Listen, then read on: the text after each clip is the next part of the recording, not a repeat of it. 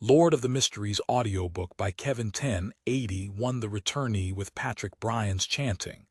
The bones around the black casket were gradually stained with a dark green layer. They blended with the white, bringing out an extremely scary sensation.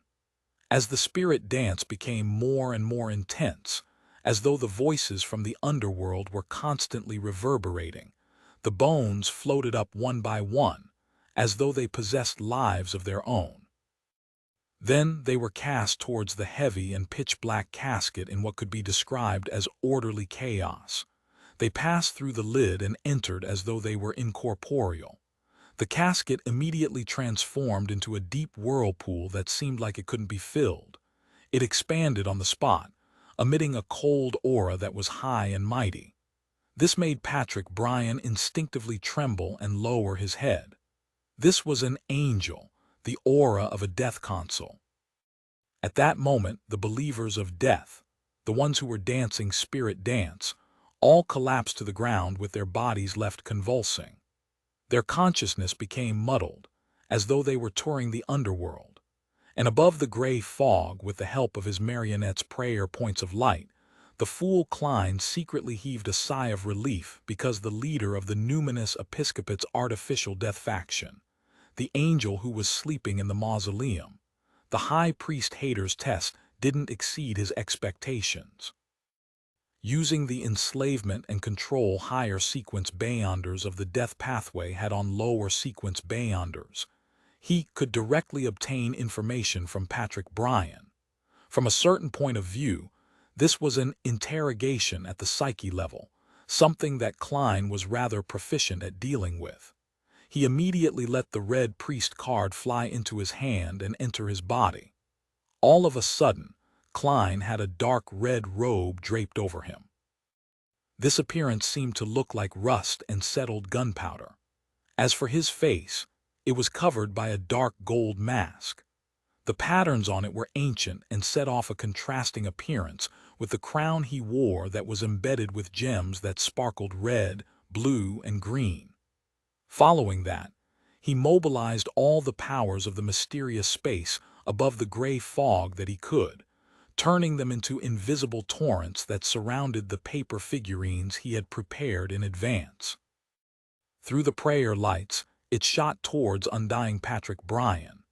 At this moment, Patrick's body trembled slightly due to the feeling of submission he felt towards his teacher's aura, as though he could see layers of holy wings. Klein had hidden the exact appearance of the flaming angel, allowing a portion of it to be revealed. This also meant that he had interfered with the special effects. One holy wing after another enveloped Patrick before vanishing, causing him to hallucinate in confusion. As a Sequence 4 demigod, he quickly came to his senses. He realized that he no longer yearned to submit and not be able to disobey his teacher's orders. His consciousness seemed to have been pulled out of his body as he stared calmly at everything above the mind world. At the same time, as a zealot, Patrick Bryan didn't hesitate to view Angel's embrace as a gift from death. There was no doubt about it. At that moment, in the deep vortex formed from the black casket, an old and cold voice sounded out, one that could rip out a person's soul from their bodies. Not bad. Any progress in awakening God recently? Patrick Bryan followed the instructions given by the blessed, and he described his efforts and intentions in a half-truthful manner. After a series of questions and answers, the death domain angel on the other side of the vortex, Hader, didn't suspect anything. He calmly said, "Very good. Continue doing it. I will support you." He paused for a moment and nonchalantly said, "I'll send you an assistant first, a Sequence 5 gatekeeper to help you in completing the corresponding tasks to relieve your stress." Is this what His Excellency mentioned about not being at ease with me? Teacher is indeed unwilling to see me gain the favor of God and threaten his position. Having been slowly influenced by Klein through his daily communications with him, Patrick Bryan, who had slowly changed his mindset, had no way of rejecting such kind intentions. He could only answer politely, "Yes, teacher." Just as he said that, the pitch-black vortex suddenly opened up. It transformed into a mysterious pattern, conjuring up a pair of indescribable double bronze doors. With a creaking sound, the door opened and a crack widened.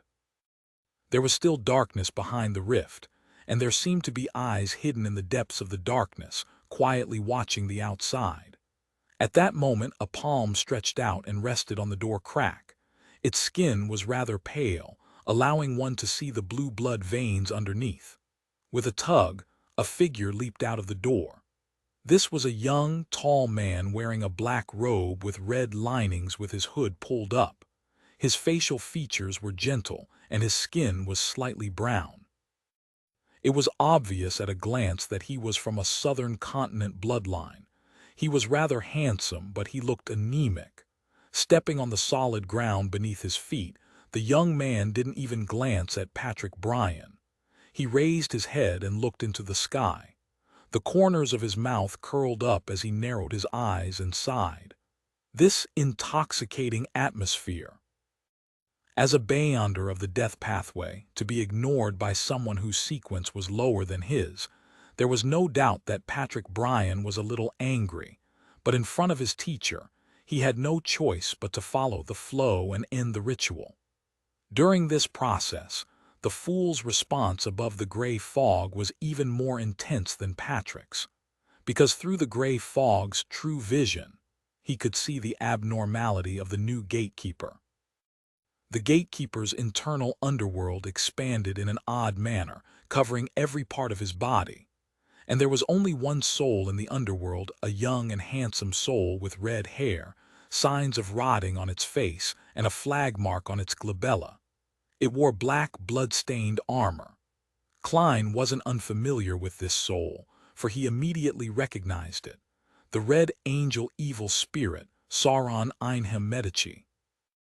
This fellow has returned to Backland again, and had a certain working relationship with the angel of the numinous episcopate's artificial death faction. Klein instinctively took out the red priest card and accommodated the tyrant card before summoning the sea god scepter. He planned on giving the Red Angel Evil Spirit a zap of lightning storm, but as his thoughts raced, he restrained this impulse and gave up on the corresponding thoughts. This would expose Patrick Bryan's problem, and let the angel from the death domain guess that something had happened to artificial death. This wasn't beneficial to the Evernight goddess's control and digestion of the death pathway's uniqueness. Amidst his thoughts, he quickly left the world above the gray fog and returned to the real world. He made his marionette secretly leave the clothing factory and teleport away with his body. He had originally planned on creating a shocking experience for Patrick Bryan after the ritual. He had even made some preparations beforehand. Now, he could only give up to prevent the Red Angel Evil Spirit from discovering him. Inside the clothing factory, the young gatekeeper, who had been possessed by Sauron Einhorn Medici, pulled his hood even lower before turning his head slightly and looking in a particular direction outside. That was the spot where Klein's marionette, Kona's Kilgore, had been hiding, nearly a kilometer away from the factory.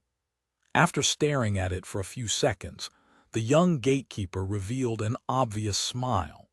Just as Patrick Bryan was about to say something, planning to use his identity of the person in charge of the numinous episcopate's artificial death faction to haze the envoy of his teacher, his spiritual perception was triggered. He turned around in a bizarre manner, casting his gaze on another building in the factory. On the second floor of the building, behind a glass window in a room, there was a pair of emotionless black eyes staring at them. Patrick Bryan's eyelids twitched and his body suddenly vanished. Woo! A cold wind blew, causing the glass window to rot silently. Without any movement, it crumbled into countless snowflakes. In the corresponding room, a skinny Patrick in a black robe and a thin face emerged. He saw that the master of that pair of cold black eyes was a rough mud doll. Who made the doll? Who moved it here?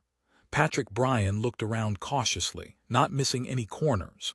Just as he turned his gaze towards the corridor and faced the glass window with his body slanted, the crude, black eyes of the mud doll suddenly turned. Then, it raised its hands and grabbed Patrick's neck. Halfway through the action, the mud doll seemed to lose its support and lost all mobility. Many cracks appeared on its surface as it instantly shattered into pieces. Patrick Bryan's figure disappeared first before he appeared in the corridor, staring at the collapsed doll as if he was facing a most powerful enemy. At that moment, he had really jumped in fright. Although there were all sorts of bizarre and harrowing matters related to spirits, it was still quite scary for a puppet to suddenly come alive without the influence of an external spirit body. The mud doll lay there quietly in fragments without so much as a stir. Patrick Bryan waited patiently for a while before finally confirming that there were no more abnormalities.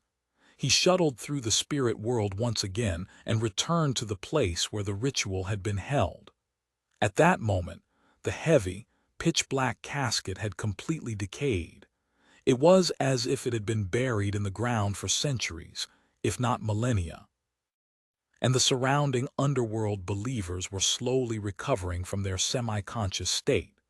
Patrick Bryan looked around but could not find the young gatekeeper sent by his teacher. He didn't know when he had left. "Isn't he here to spy on me?" The demigod of the death pathway was at a loss. Taking into consideration the abnormal discovery he had made, the living mud doll Patrick Bryan didn't delay any further. He quickly snapped his followers awake and cleaned up the scene and removed all traces. After he was done, he suddenly heard a voice. "Is this clothing factory yours?" Patrick Bryan's figure instantly disappeared and appeared again, now facing the person who spoke. That was the young gatekeeper who had gone somewhere. "No," Patrick frowned slightly. How could he do such a thing in his own factory? If he was exposed, wouldn't there be no way out? Not too stupid. The young gatekeeper nodded gently. Patrick narrowed his eyes and suppressed his anger. "Where did you go?" The young gatekeeper chuckled and said, "I visited some familiar spots and met a friend." 1082 Sudden turn of events, 160 Bachland Street, inside Dwayne Dante's mansion. After teleporting back, Klein didn't delay at all. He immediately set up an altar and held a ritual to pray to death. "You are the essence of death. You are the Lord of the dead. You are the final home to all living beings. I pray for your help. I pray that you will know how to resolve the problem of the Red Angel evil spirit. He has possessed the body of a gatekeeper and is cooperating with the numinous episcopate's high priest, Hater. He has come to Bachland and been made an assistant to Patrick Bryan. With regard to this matter, there was really no choice but to seek help from the Evernight goddess. Ignoring the possibility of seeking out the ascetic leader, Ariana, in a cooperation effort, or whether he had the ability to get finish off Sauron Einham Medici. Even if he could, once the Red Angel evil spirit disappeared, the numinous episcopate's artificial death faction's high priest would immediately understand that something major had happened here. He could then connect it to other abnormalities and determine that there was something wrong with artificial death's condition.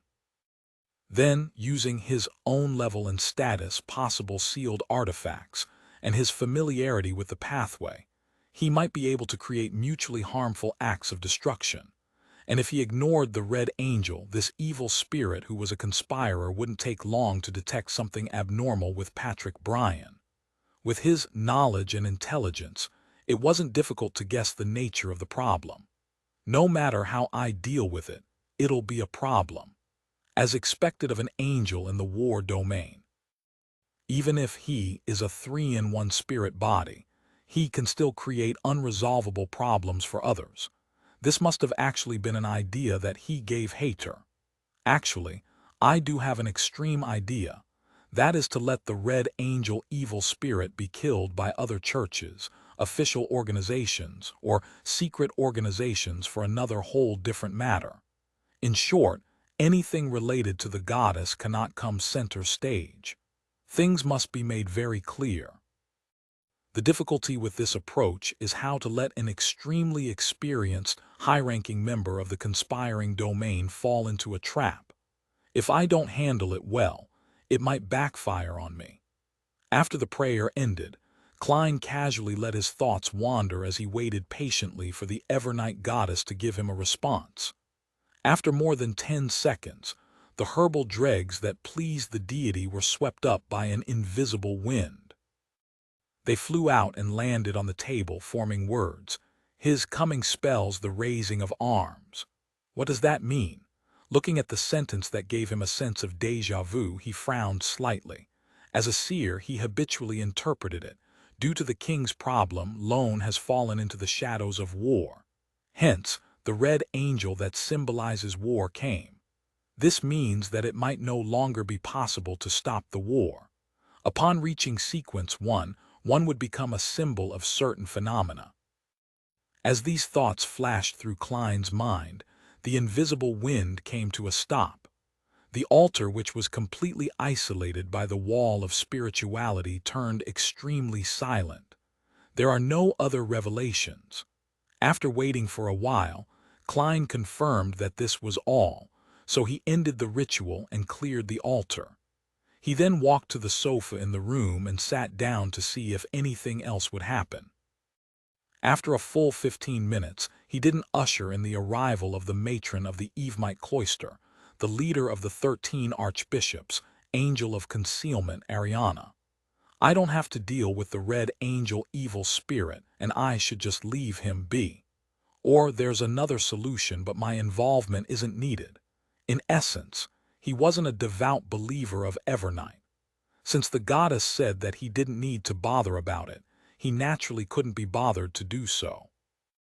After all, this matter was not only extremely troublesome for him, but it was also extremely dangerous. Shaking his head, Klein took out a pen and paper from his pocket and began a dream divination. What had happened tonight made him feel that he couldn't waste any time. He had to digest the bizarro sorcerer potion as soon as possible. Above the fog sea, inside a steam-powered merchant ship that was extremely close to a pirate ship. One by one, the men and older women were tied up and pushed to the edge of the deck.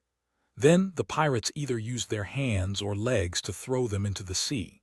The splashing sounds didn't affect the pirates at all, guffawing over this bloodless massacre.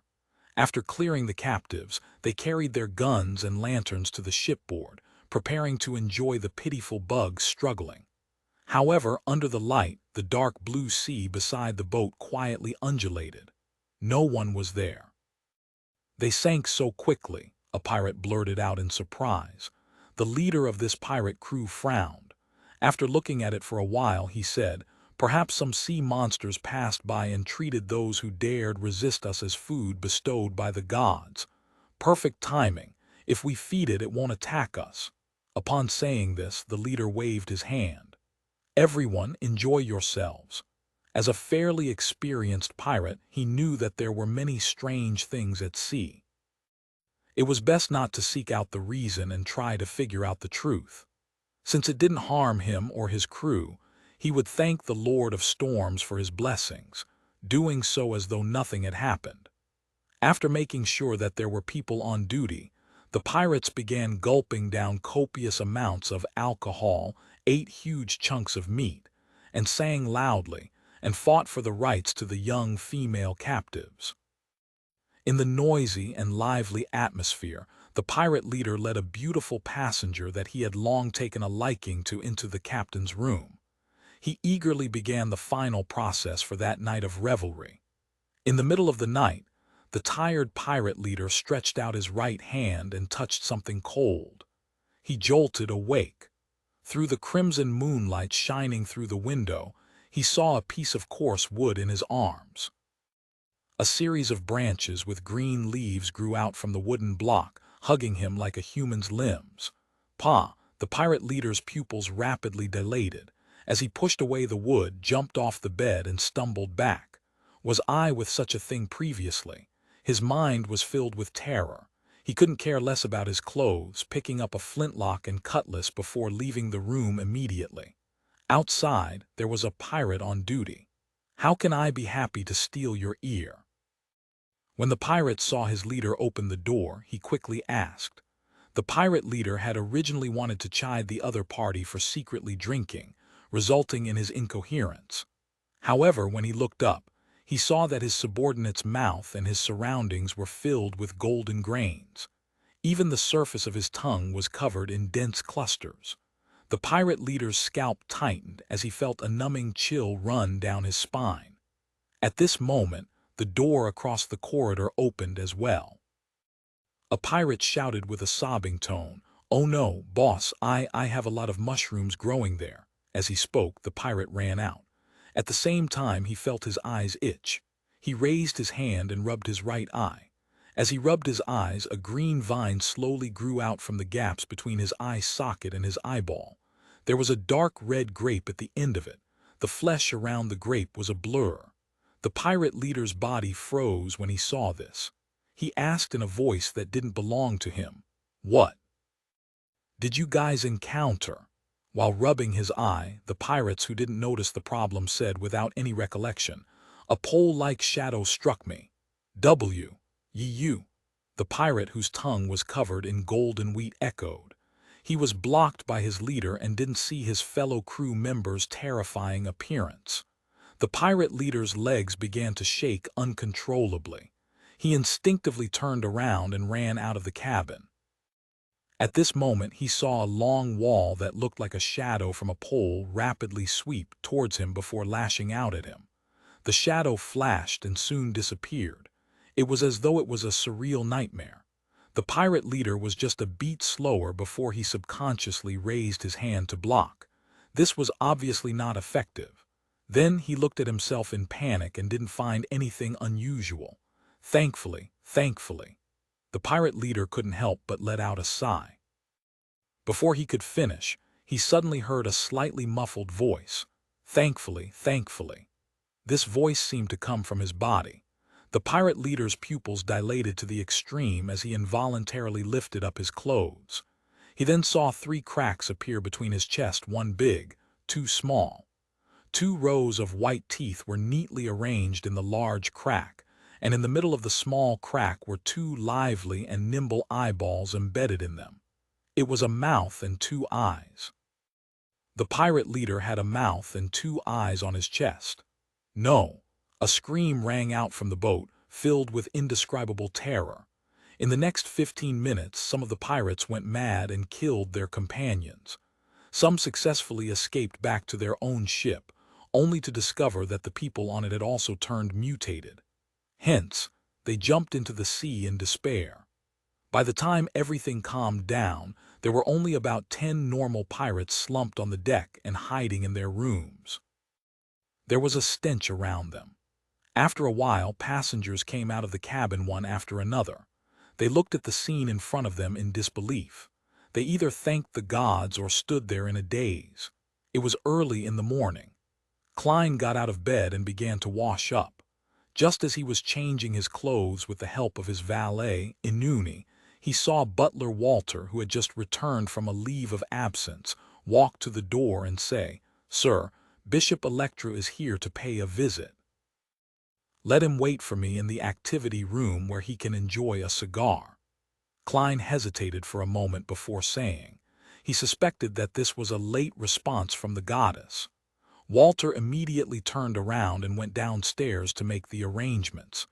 Before long, he returned and said, "Sir, Bishop Electra has already bade farewell and left. He wanted me to tell you that you must go to St. Samuel Cathedral in the morning. He said that the church and the government are going to hold an air raid drill together." "Air raid drill?" Klein frowned. At that moment, his spiritual perception was triggered. He turned around and looked out the window. In the air, there were rows of dark brown-colored airships approaching. These airships had slanted patterns of red, white, and yellow emblems. This was the flag of Fasak. Upon seeing this scene, Klein suddenly understood what he had overlooked. War might not be initiated by the lone kingdom. An ancient and hidden organization definitely had very high-ranking members in other countries. Otherwise, it wouldn't have been able to affect the world's situation. 1083 Backland in chaos. Although the Sanya Sea wasn't like the Fog Sea, with it often being filled with fog, the northern regions would occasionally fill up with a rather thick fog every autumn and winter morning. Alger Wilson's Blue Avenger was sailing in such an environment, following the borders of the Sanya Island back to the lone coast. He had already spent too long in the North Sanya Sea, so he needed to return for a routine report. Within the pale white fog, the ghost ship quietly proceeded forward, occasionally appearing like a dream that didn't leave any traces. Alger was wrapped by the wind as he stood in midair in front of the window, admiring the white world outside. He allowed his thoughts to wander in different directions. Suddenly, his eyes focused as some silvery white light flashed in his pupils. He saw a large sail through the fog in the distance, and a massive ship silently cruised past. This ship wasn't alone. Behind it were several similar ships. 1, 2, 3. They formed a fleet that spanned a great distance. Facex Sanya Sea Fleet. They've all been mobilized. Where are they heading to? Alger's feet landed on the deck. His gaze immediately turned to the other side where Sanya Island was located. After the various exchanges at the Tarot Club, Alger was already certain that the world situation was tense, with war about to break out at any moment. At that moment, he made some connections and made a guess. To the Facex Empire and the Lone Kingdom, Sanya Island was extremely important. If it were occupied by the Lone Kingdom, Facex's Eastern Naval Fleet would be completely blocked off in the cold north, unable to vie for any of the various colonies in the Sanya Sea or head to East Balam. Meanwhile, after waging war, if they wanted to threaten the Lone Kingdom's hinterlands, they would have to cross the Amantha mountain range or cross the Midseashore, passing through the defenses of several counties. That would be extremely difficult. And if Sanya Island was conquered by the Facex Empire, then they could use that as a base to attack all the ports in the north and central regions of Lone, including but not limited to Enmat Harbor or Pritz Harbor. If the Facex commander was more daring and unfazed by the losses, he could even be able to directly target the capital of the Lone Kingdom, Backland, which was not far from the port. It was precisely because of this that the two countries had waged the 20-year war. The Facex Empire clinched victory, and they had obtained the crucial southern path. In the Battle of the Violated Oath, Lone had won the war but had failed to regain this territory. Its strategic goals for the war were only half achieved. Alger stared at this scene for a moment before speaking in a serious tone.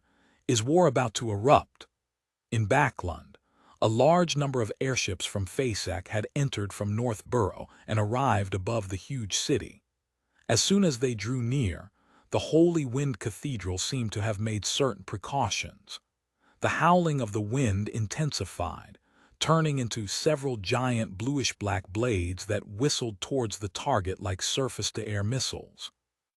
Seeing that the huge blades were about to hit the airbags of the airship, an invisible layer of defense appeared and shielded it from all the attacks. Under the violent strike, the transparent wall shook, but ultimately managed to hold on.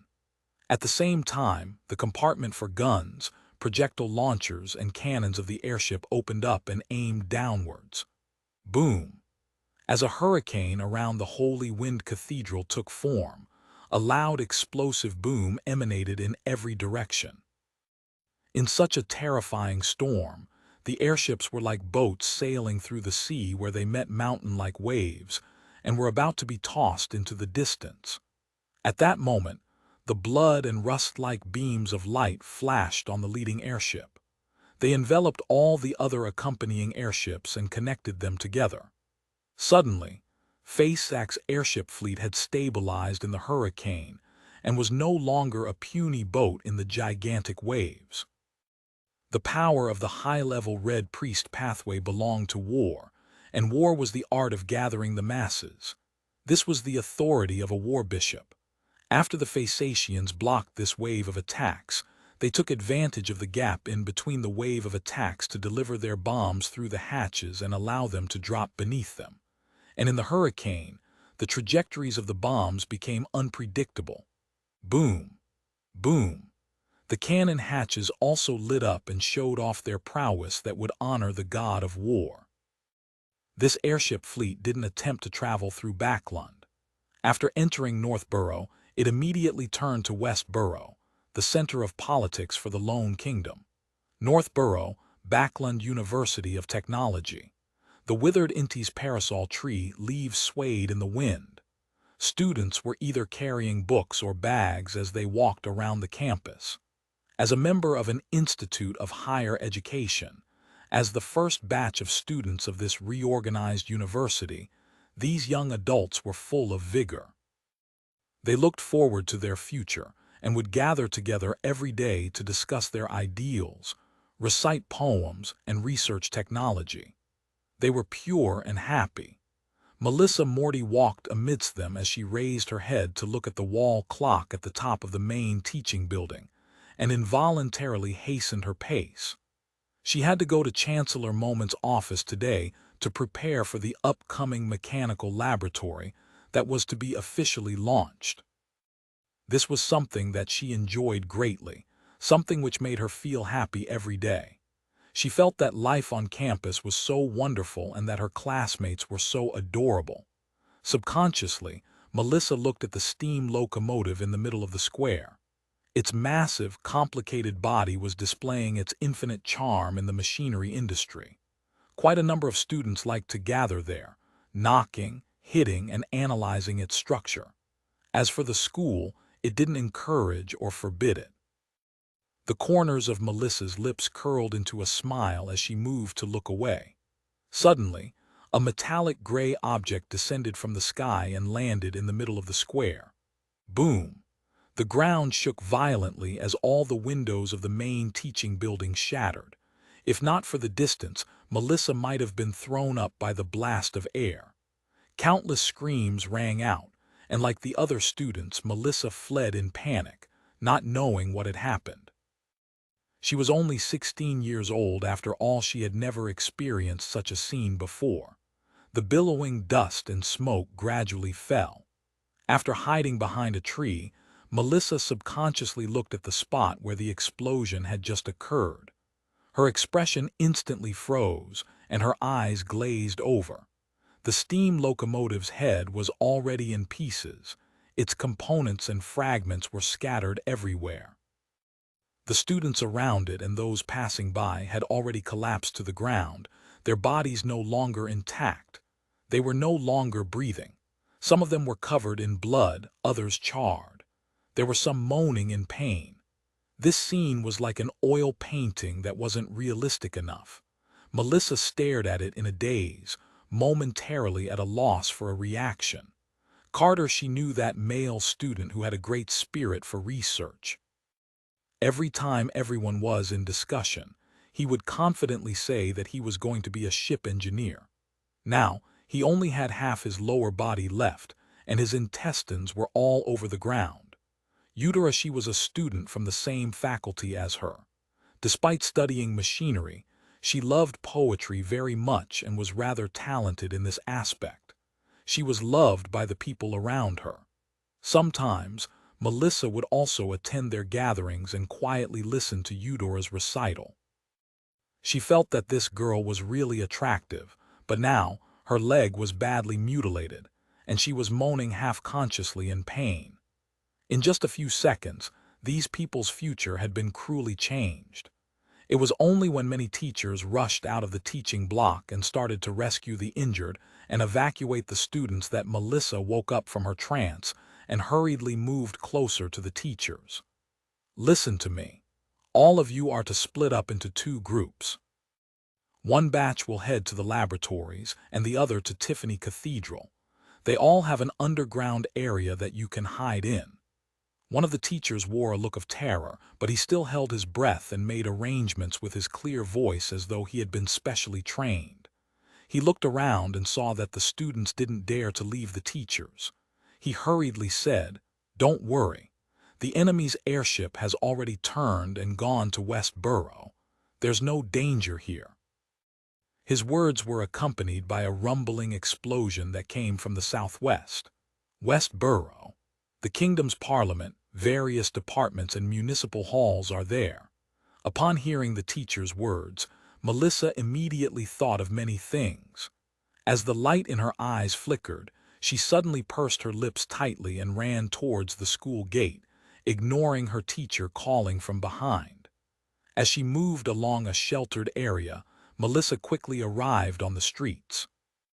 She panted heavily and looked around, trying to get her bearings. At that moment she saw the subway entrance nearby. Although she was flustered, she still remembered what the teacher had just said. "Underground area that you can hide in. Isn't the subway underground? The bombing has just started and the subway probably hadn't stopped moving." As her thoughts raced, Melissa rushed towards the entrance that showed signs of bombardment. Upon going underground, she realized that the people here weren't as many as she had expected. Most ordinary people who had never been trained wouldn't think of hiding in here immediately. The subway had indeed not stopped moving, but no one was checking the tickets. After a short wait, Melissa ran over, her lips tightly pursed and her face filled with anxiety. After 3 stops, the subway stopped at King's Avenue. Melissa squeezed through the crowd and rushed out of the carriage. She had already recovered her stamina. She ran along the stairs, her speed increasing ever so slightly before she quickly reached the surface. At this moment, whatever she could see was in a state of chaos. Many buildings had collapsed as they were burning in scarlet flames. Broken limbs, blood, and the dead were everywhere. She could hear cries, screams, and orders. Upon seeing this scene, Melissa became even more anxious as she tried to run towards the 4-story building where the kingdom's Ministry of Finance was located. However, the area had already been sealed. She could see that many window panes had shattered. The walls were riddled with bullet holes, and there were still traces of an explosion. Melissa tried to enter the perimeter but was stopped by the soldiers who were maintaining order. This only served to increase her anxiety as her eyes reddened. At this moment she saw a familiar figure. It was the black-haired, brown-eyed Benson who wasn't wearing a hat. Upon seeing Melissa, Benson immediately rushed over. He looked anxious and angry as he shouted, "Why are you here? Why aren't you hiding underground? I'm very safe here. Quick, follow me there." "Didn't you not go underground either?" Melissa, who had never been shouted at by her brother, wanted to instinctively retort, but her vision was already blurry. "Phew." After he shouted, he let out a breath and softened his tone. "It's good that you're okay. Quick, don't wander around on the streets." Upon hearing his words, the panic and concern in Melissa's heart calmed down. At this moment, she felt that even if she were to die, it wouldn't be that scary anymore. At least, she wouldn't be the only one left at home. At this moment, a bomb was blown over by a hurricane and was landing towards the area. But suddenly, the bomb changed directions abruptly and flew off horizontally. Boom! It exploded in midair, only stirring up a blast of air. 1084 The people in war. Boom! Boom! In the building at Sherwood Borough's 17 Minsk Street, the female owner of the building, Stellan Sammer, and her maidservants heard a loud explosion from afar. She fearfully hid in a corner of the room, feeling as though the ground beneath her feet was trembling. Only after the constant, terrifying commotion started to fade away did she straighten her body and look left and right with an unusually strained mind. What exactly happened? The 2 maidservants simultaneously shook their heads. They were both at a loss and also afraid. As soon as she left the comer of the room, she instinctively wanted to walk out of the room and talk to her neighbors to figure out what had just happened. However, she was worried that another attack would happen again, so she had no choice but to pace around in the living room. After a few minutes, she suddenly heard the sound of the door opening. She quickly turned her head and realized that her husband, Luke Sammer, had returned with his valet. "Aren't you working?" Stellan asked subconsciously. The stout Luke replied solemnly, "I happened to pass by the vicinity and came back immediately. Quick, put on your coat. Let's go to the cathedral now." "What happened?" "What happened?" Stellan asked again. Luke took 2 steps forward and said, "Face-X airships are bombarding Backlund." How could this be?" Stellan's eyes widened in disbelief. "Now is not the time to discuss this. Whatever it is, it has already happened. We have to go to the cathedral immediately." Luke gave his wife a hug. "Don't worry too much. I think those airships aren't heading over." All right," Stellan replied in a panic. As she wore the coat the maidservant had brought over, she instinctively said with concern, "What about the children? They're at the church's school, so there will be people who will arrange for them to take shelter. We don't have the time to reach them," Luke said calmly. "All right." Stellan made a prayer gesture, hoping that the deity she believed in would provide them with protection. The two of them, along with their male and female servants, quickly exited their house and walked towards the other end of the street. As she passed by Unit 58, Stellan took a glance and whispered, "Previously, I had laughed at Lawyer Jurgen, saying that he gave up a lot of opportunities in Backlund from moving to the south just because of Mrs. Doris's ailments. Now I'm starting to envy him." Luke shot her a look and said, "Don't worry too much. It'll be fine." While walking quickly, Stellan couldn't help but ask, "Luke, are we fleeing Backlund?" "No, there's no need," Luke Sammer answered firmly. "This was just an accident."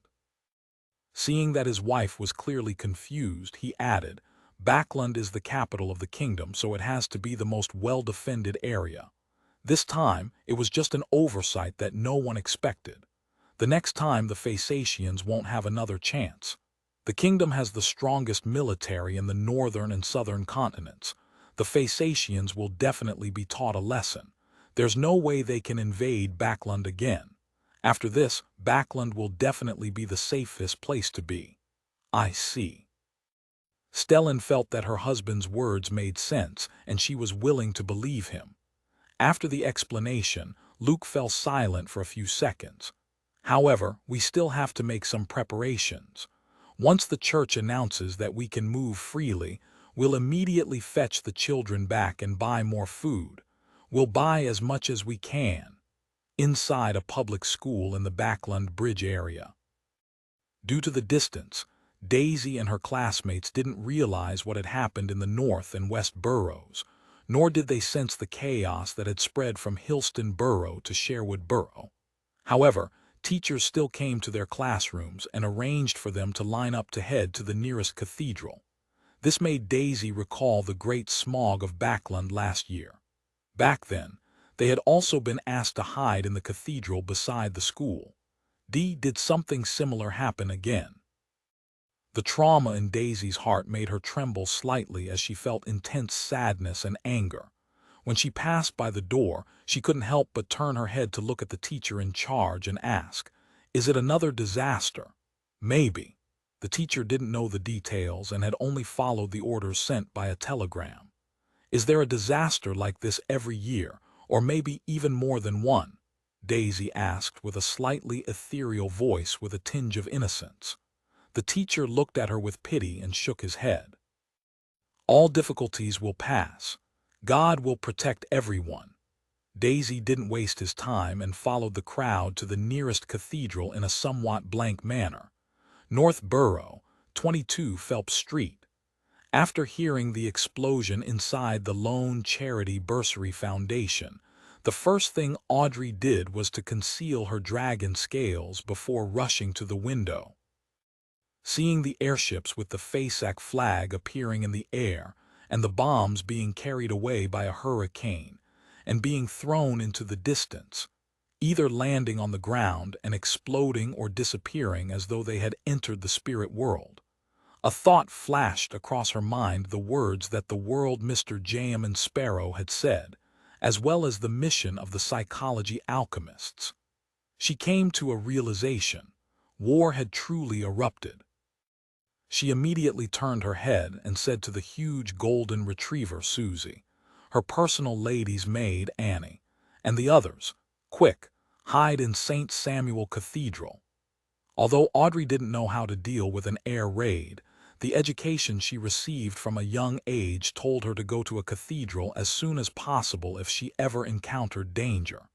In fact, she instinctively wanted to rush back to Empress Burrow to protect her mother. However, considering that Annie, the other servants, and staff were ordinary people who lacked experience and the ability to deal with Sioux crisis, she had no choice but to take care of them and accompany them to St. Samuel Cathedral. In order to resolve any dangers that she might encounter along the way, she planned to put on hand of horror and lie. On the one hand, she could distort the trajectory of bullets, while on the other hand, she could control flames and trigger the bombs in advance. In the face of long-range attacks, the Beyonder powers of the spectator pathway were indeed not effective. While secretly protecting her servants and the Foundation staff, she successfully entered St. Samuel Cathedral and saw a few bishops and priests approaching her.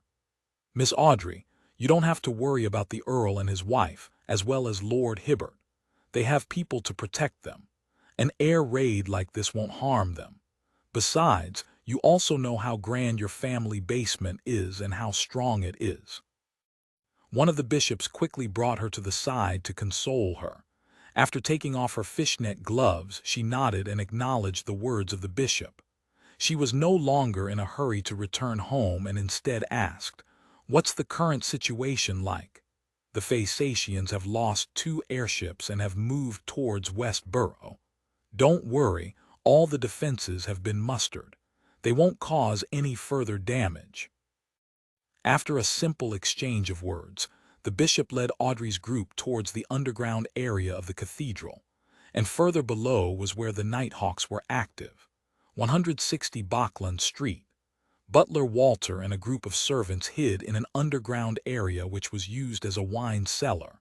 This was done under Dwayne Dante's orders, and this gentleman had headed out to find Bishop Electra with his valet. After an unknown period of time, Walter and company heard a knock on the door. Through the peephole, they confirmed that their employer had returned. "There aren't any more raids now, but it's best you hide at St. Samuel Cathedral for a while," Klein said as he surveyed the area.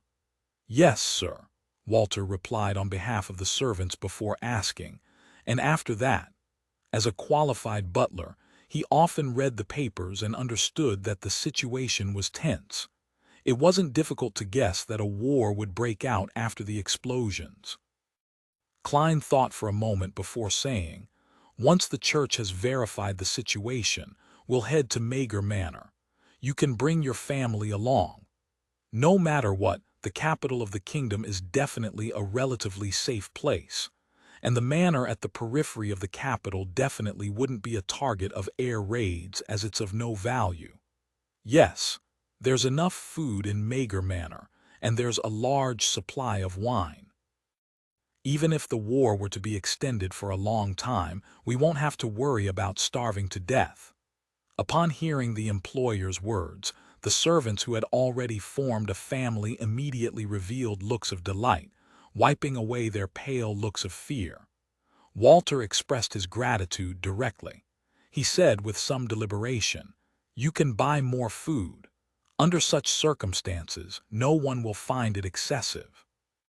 Also, there might not be any more attacks near Backlund, but I can't say the same for security. The manor outside the city must be on guard." Klein nodded. "I've also considered this.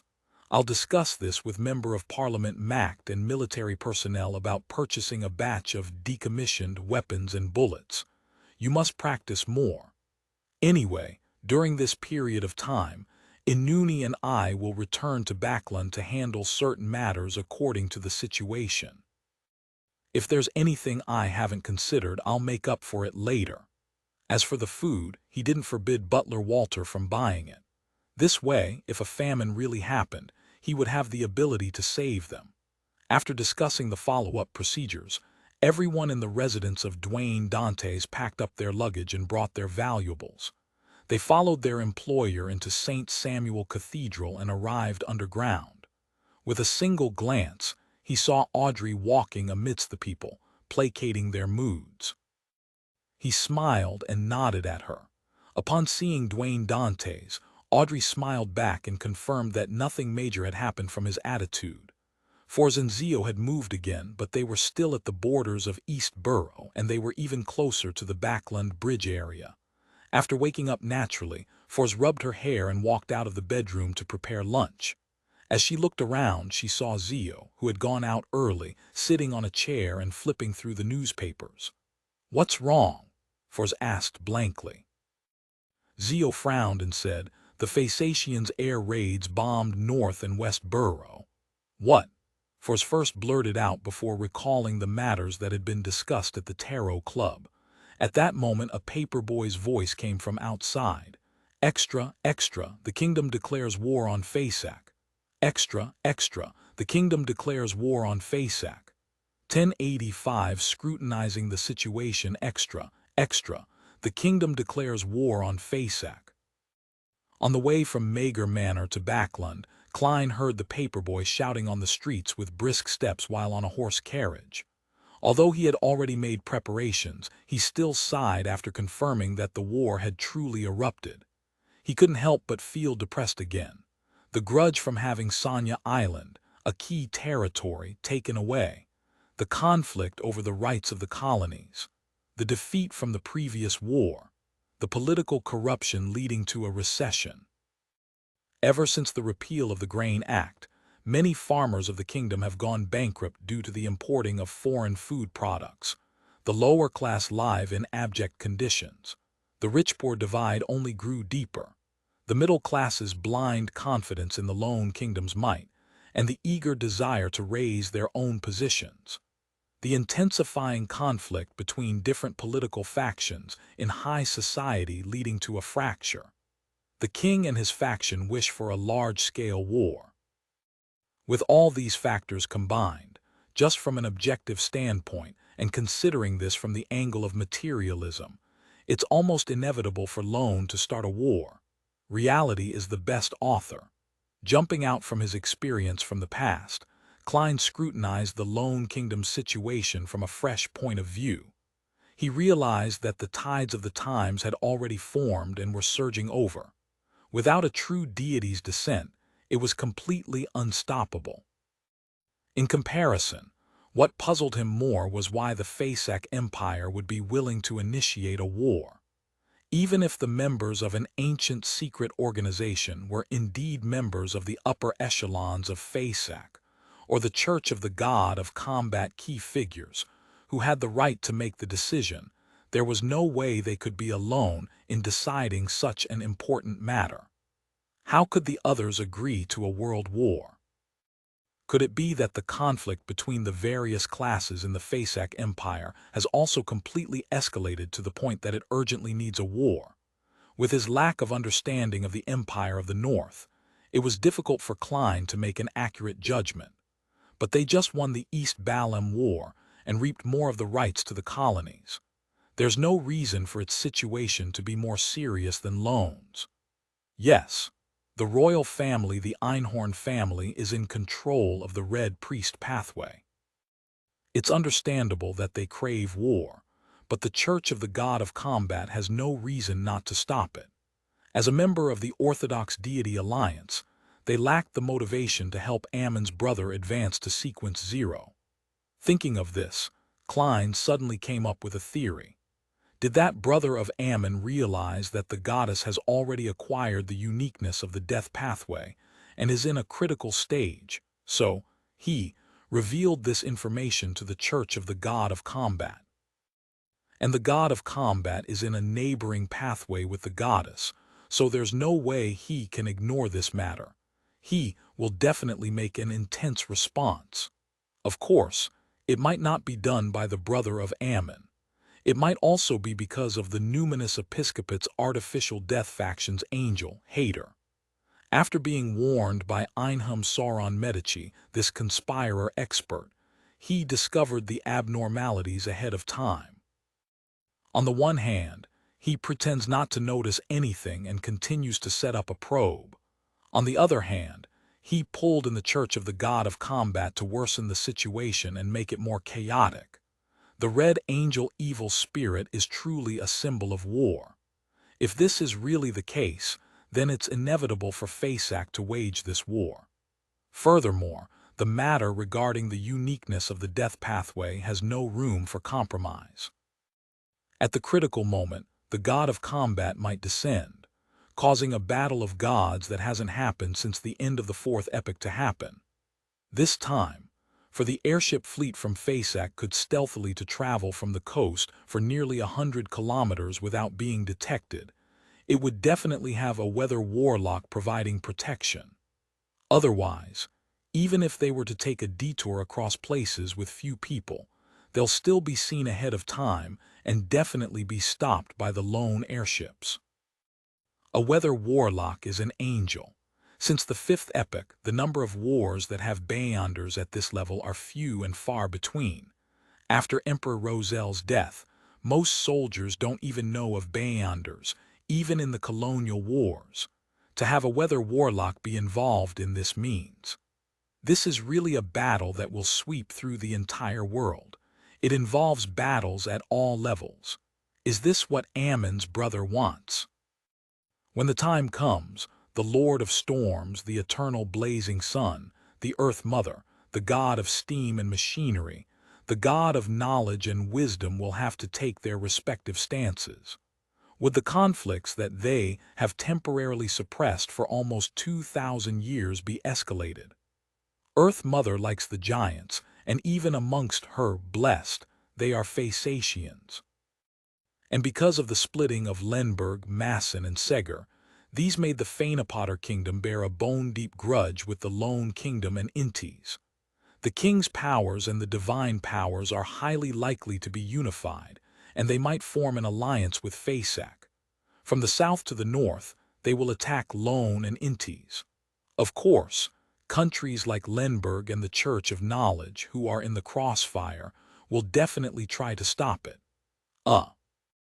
As for Daisy Bay, Phaenopotter and the Lone Kingdom are directly connected. The south wouldn't be peaceful either. The more Klein thought about it, the more he felt that the situation in the northern continent would become abnormally chaotic.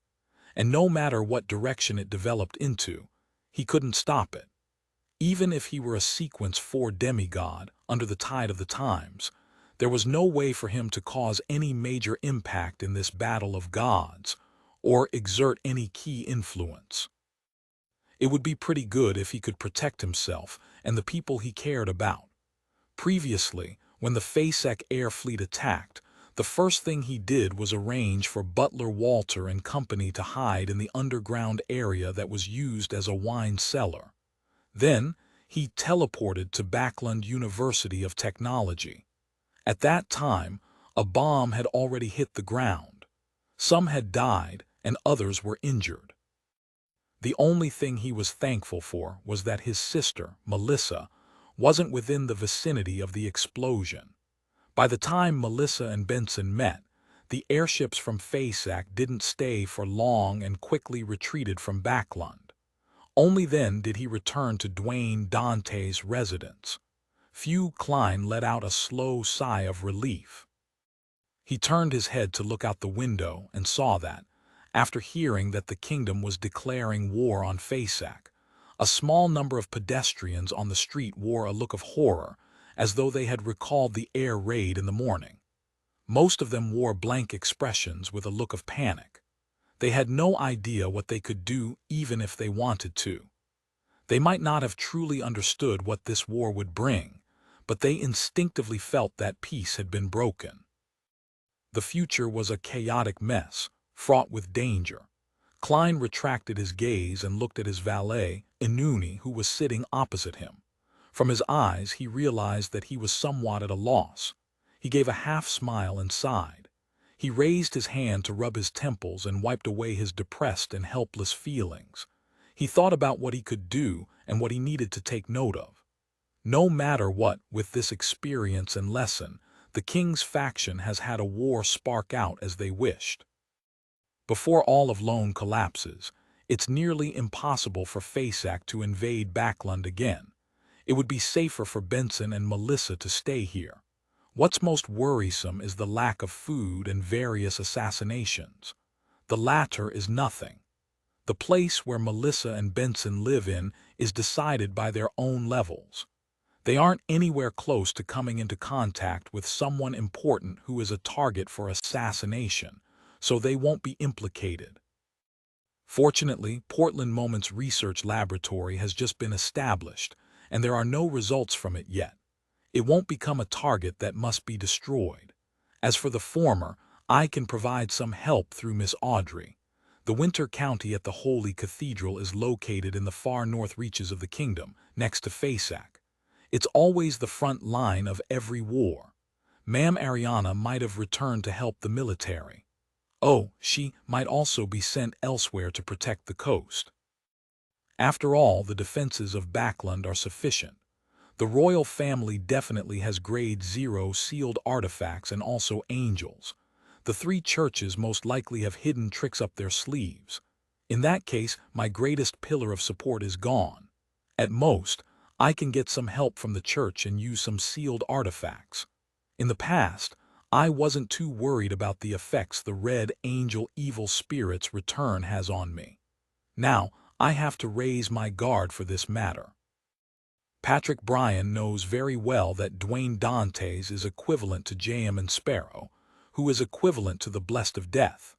I had intentionally revealed this information, hoping that it would direct the points of suspicion to Mr. Azek, the Death Consul. And now, this also means that the Red Angel evil spirit would be able to grasp this information in no time. The Red Angel evil spirit currently only has a high level, but his actual standard shouldn't have recovered to the level of an angel. There's no irreconcilable feud between him and me, nor do I have what he wants. Even if he knows that Dantes is equivalent to J.M. and Sparrow, it would be very unlikely for him to deal with me directly. Other than attacking me directly, what harm will it bring after he grasps this situation? Is he using this to set up a conspiracy or sell the intelligence to someone who needs it? What conspiracy? Who would want it? Many thoughts and names surfaced in his mind, but they were quickly eliminated by him. This included Ammon's brother and the Angel of Fate Ouroboros. From the Red Angel evil spirit's past actions, for the time being, he wouldn't make contact with Rose Redemption, and Ammon's brother is a sworn enemy of Medici and company. Suddenly, a name appeared in his mind: Zaratal. The leader of the secret order, the Sequence 1 Seer Pathway Angel, Zaratal, who had returned to normalcy after becoming mad. According to Arodz's feedback, this powerful and concealed existence had already left his original location, and his whereabouts were unknown. Previously, Klein had been wondering if he would come to Backland due to the law of Beyonder characteristic convergence. Medici and the Zaratal and Zarost families were serving under the Solomon Empire. Even if they weren't friendly with each other, they must be very familiar with each other. In the foggy town, Zaratal had met J.M. and Sparrow.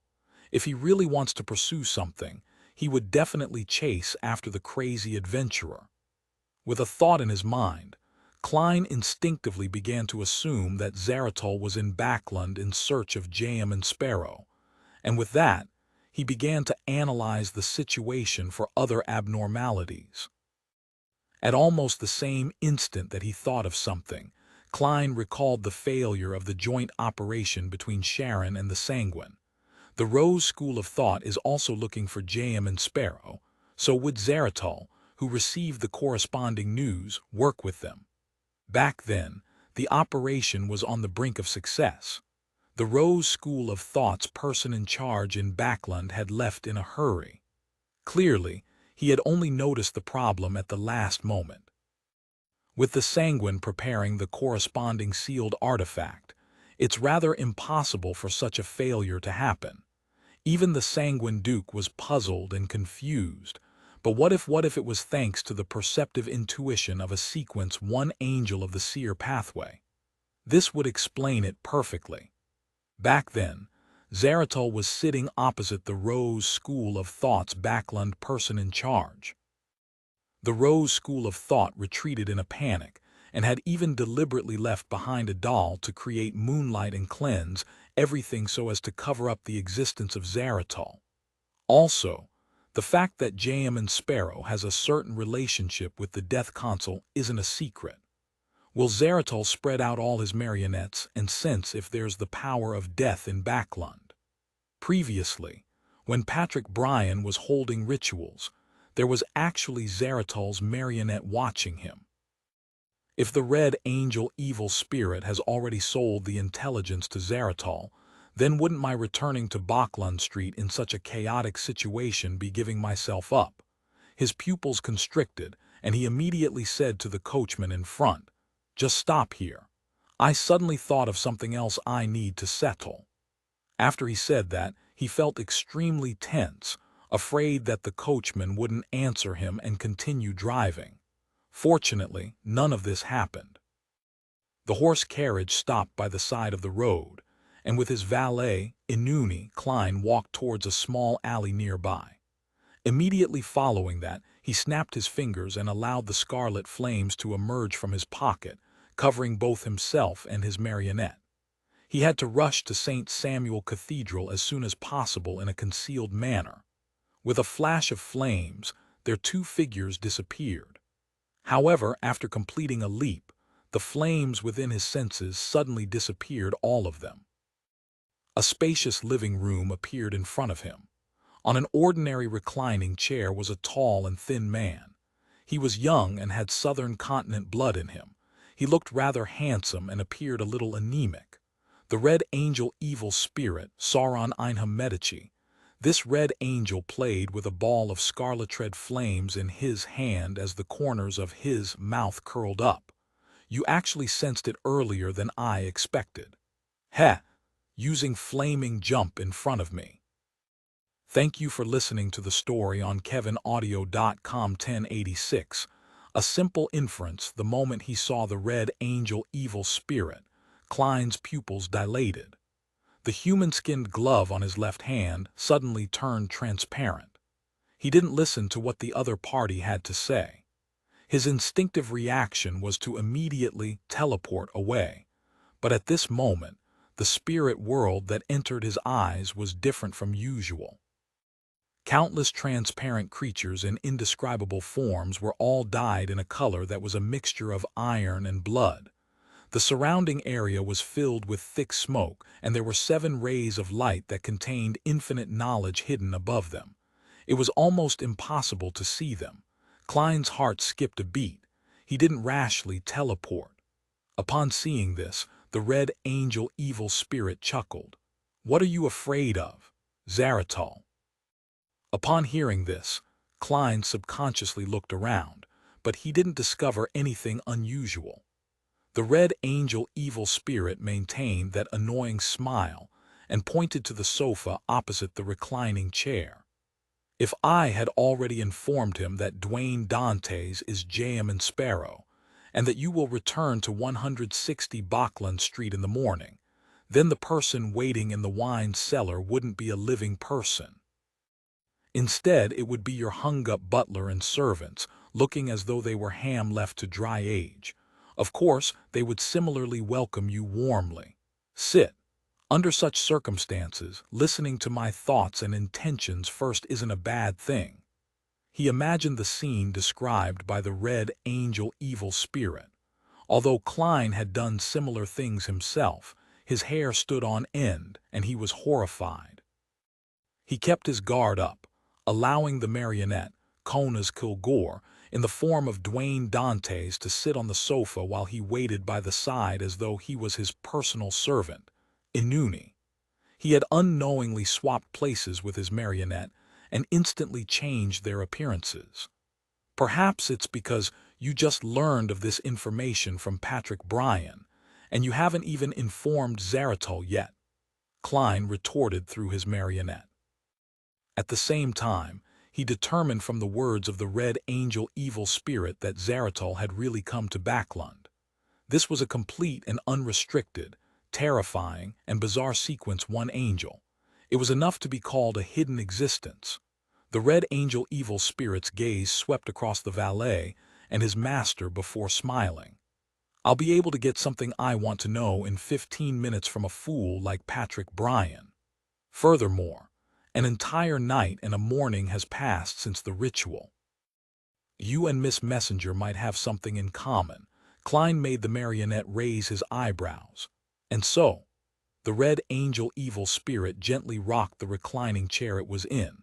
I'm not sure if you've heard of such a saying. When you choose a beyonder pathway, your corresponding friends and enemies will be determined. As for us, we aren't friends, but we aren't enemies either. Of course, you did have some conflicts with me, but no one suffered any great losses. The matter has passed. To me, your growth will bring great trouble to a few people I hate, so I don't want to kill you in advance. I'm happy to see you continue your advancement. The Emperor had said similar words. A few people he hates. Klein deliberated and asked, blasphemer Ammon. Not that ignorant and not that stupid either. The Red Angel evil spirit laughed and stroked his chin. Be it his words or actions, he gave people the urge to hit him. After some thought, Klein calmly pointed out a question. Then you can definitely choose Zaratul. If he can rise up because of this, he will similarly bring about extreme trouble for blasphemer Ammon. Compared to him, I'm still too weak. I'll still need a long time to grow. There are too many possible accidents from this point forth. The Red Angel evil spirit nodded seriously. Indeed, that's what I thought in the beginning as well. A fellow like you, who isn't much stronger than a wild dog, what are you going to use to compete with the already sequence 1 Zaratul? Die faster than anyone else. At this point, the Red Angel evil spirit changed the topic and sighed. However, if one can choose the most ideal proposal in this world, that would be too wonderful. Before he could finish his sentence, a bloody gash appeared on his left bloody cheek. The wound opened up in a wide manner, opening and closing like a mouth, and revealed 2 rows of illusory white teeth. I've investigated. The collapse of the Sauron family was caused by Zaratul and Roselle. Is this the spirit left behind by the ancestor of the Sauron family? The dissociation of the Red Angel is worse than I imagined. No, this isn't considered a normal split personality, but 3 people being stuffed into one body. No matter what they do, they have to first come to a unanimous decision, or there will be internal strife. Klein believed that the Red Angel evil spirit wasn't setting up a trap, but that he had no way of informing Zaratul of the relevant information. This is his weakness. I can use it in the future. Klein muttered silently before asking, then why did you come to me? Just to say those words. The Red Angel evil spirit raised its hand to rub his left cheek, causing the mouth that appeared to slowly disappear. At the same time, he smiled and said, aren't you investigating the lone royal family? It seems to involve a high-ranking demoness named Katerina. If you have any tracks from her, inform me before you carry out any operation. Saintess of White Katerina. Why is the Red Angel evil spirit looking for her? The Hunter Pathways Sequence 4 can cause women to become men. The Sequence 7 of the Demoness Pathway can make men into women. This should be 2 separate beyonder pathways that can be interchanged. The Red Angel evil spirit can't find a suitable Hunter Pathway beyonder characteristic, so it plans to jump to the Demoness Pathway. That's right.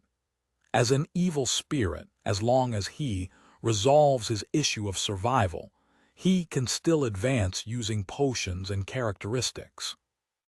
Klein was first taken aback before he used the secrets he knew of to come up with a guess. He suddenly had a strange idea. When there are both high-sequence beyonder characteristics of the Hunter and Demoness pathways within a body, would the Red Angel evil spirit display a male form or a female form? Whoever has a higher level and is in charge decides. At that moment, the Red Angel evil spirit looked at Dwayne Dantes and his valet and scoffed. You have a great talent for provoking others. I haven't said anything. Klein inwardly replied in a daze. The Red Angel evil spirit curled his lips and said, "I can guess what you're thinking, unless you admit that you're ignorant. However, this might be a good thing for them." "Shut up!" A bloody mouth appeared on both sides of the Red Angel evil spirit's cheeks. Looking at the dissociative identity disorder happening before him, Klein rationally gave up on the idea of going deeper into the topic and said, "It's not impossible to inform you in advance, but the problem is how should I inform you?" From his point of view, the demoness of unaging, Katerina, was a vile person. It was the same with the Red Angel evil spirit. It wasn't a bad thing to have them clash. The Red Angel evil spirit smiled and said, "Of course it's by reciting my honorific name, the great god of war, the symbol of iron and blood, the ruler of chaos and strife." Pewee. The mouth on both sides of the Red Angel evil spirit's cheeks let out a disdainful sound as though they didn't approve of it. This is a standard deity's honorific name. After gaining control of the uniqueness, to a certain extent, Medici had already become a quasi-god. And as long as no one can accommodate the uniqueness of the Red Priest pathway, this evil spirit's level will not drop. The honorific name will always point towards him. Klein nodded thoughtfully and probed, "What do you know about the secret ruins of Blood Emperor Alistair Tudor?" Upon hearing this name, the Red Angel's facial muscles twitched slightly before sneering. "Are you asking what the secret of the lone royal family is? You might not know this, but you might be familiar with the Blood Emperor's secret ruins," Klein said deliberately. The Red Angel evil spirit suddenly laughed out loud and slapped the armrest of the reclining chair. "Your tricks are so childish that they look like a 3-year-old's. Haha, the secret hidden by the lone royal family is very simple. I could guess it just by reading the newspapers. Tusk, you only have a smart-looking face. Your brain is filled with squirming worms." "You can guess it just by reading the newspapers," Klein frowned and asked. The Red Angel evil spirit finished laughing and curled his lips. "Of course it needs some basic knowledge. I believe you should have it. How about this? I'll ask you a few questions and you'll understand how simple the answer is. Is that Blood Emperor secret ruins the kind known by the churches?" "No." Klein shook his head firmly. The Red Angel evil spirit smiled and continued asking, "Do you know which sequence the Blood Emperor, Alistair Tudor, was in before he advanced to sequence 0? "The Black Emperor pathway, sequence 1 Prince of Abolition," Klein calmly replied. The Red Angel evil spirit nodded slightly.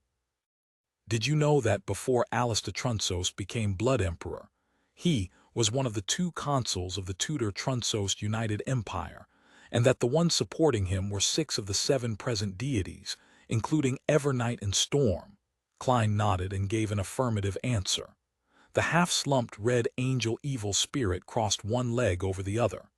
"Then do you know that, after Alistair became Blood Emperor, he had truly gone mad and even died during the Battle of the Gods?" "Kind of." Klein didn't dare to be too sure, because this was something he had read from Roselle's diary, and the Emperor had learned it from Mr. Dorr. The Red Angel evil spirit chuckled and said, "Then do you think that Alistair Tudor would have the rationality and opportunity to leave behind secret ruins after he became Blood Emperor?" "No." Klein slowly shook his head.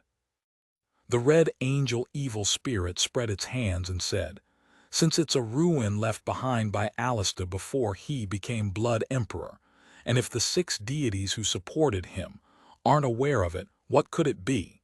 If you had a choice, would you take a path destined to go mad?" This. Klein instantly thought of the 9 mausoleums that the Black Emperor needed in the ritual needed to become a god. To a Prince of Abolition, before the return of the former Black Emperor, secretly seeking out a way to advance to Black Emperor was something he wanted to do. "Is that ruin related to the Black Emperor?"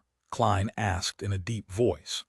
The Red Angel evil spirit rubbed his chin and chuckled. You seem to know the Black Emperor's ritual. Isn't that simple? What has the King of Loan been doing in the past 2 to 3 years? The Grain Act was abolished. There's the Civil Servant Unified Examination, a restructuring of the military. The House of Lords and Nobles are struck down a notch, strengthening the authority of the House of Commons. Isn't this something that was published in the newspapers? Besides, isn't it common knowledge that the Justiciar pathway can be switched to the Black Emperor pathway? As many of these things were the trends of the times to Klein, with one of them being pushed by him, he had never considered them from a mysticism perspective in the past. Now that they were connected, he immediately understood. Soon, he recalled something else. The last person who wanted to become Black Emperor was Roselle. He happened to be related to Ammon's brother. 1087 The deities, attitudes. The Grain Act was abolished. The Civil Servant Unified Examination. A concession was made, bringing the church's forces into the military. These seem to be in line with the trends of the times, but in essence, they're oppressive, weakening the nobles and supporting a new class. Compared to the previous 1,000-year rule, this can really be considered to be against the norm. It's the order needed to become Black Emperor. In the past decade or so, the changes in architecture style have been very drastic as well.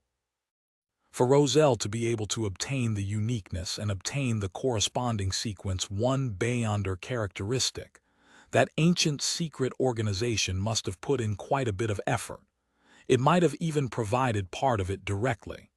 When this emperor perished, who took away those characteristics? Also, Bernadette has been in Backland for the past few months and has been coming here frequently. The main issue is that the asymmetrical aesthetics of the empires in the Fourth Epoch had affected my understanding, making me believe that rules that violate normal circumstances are odd and against the order that humans would strive for.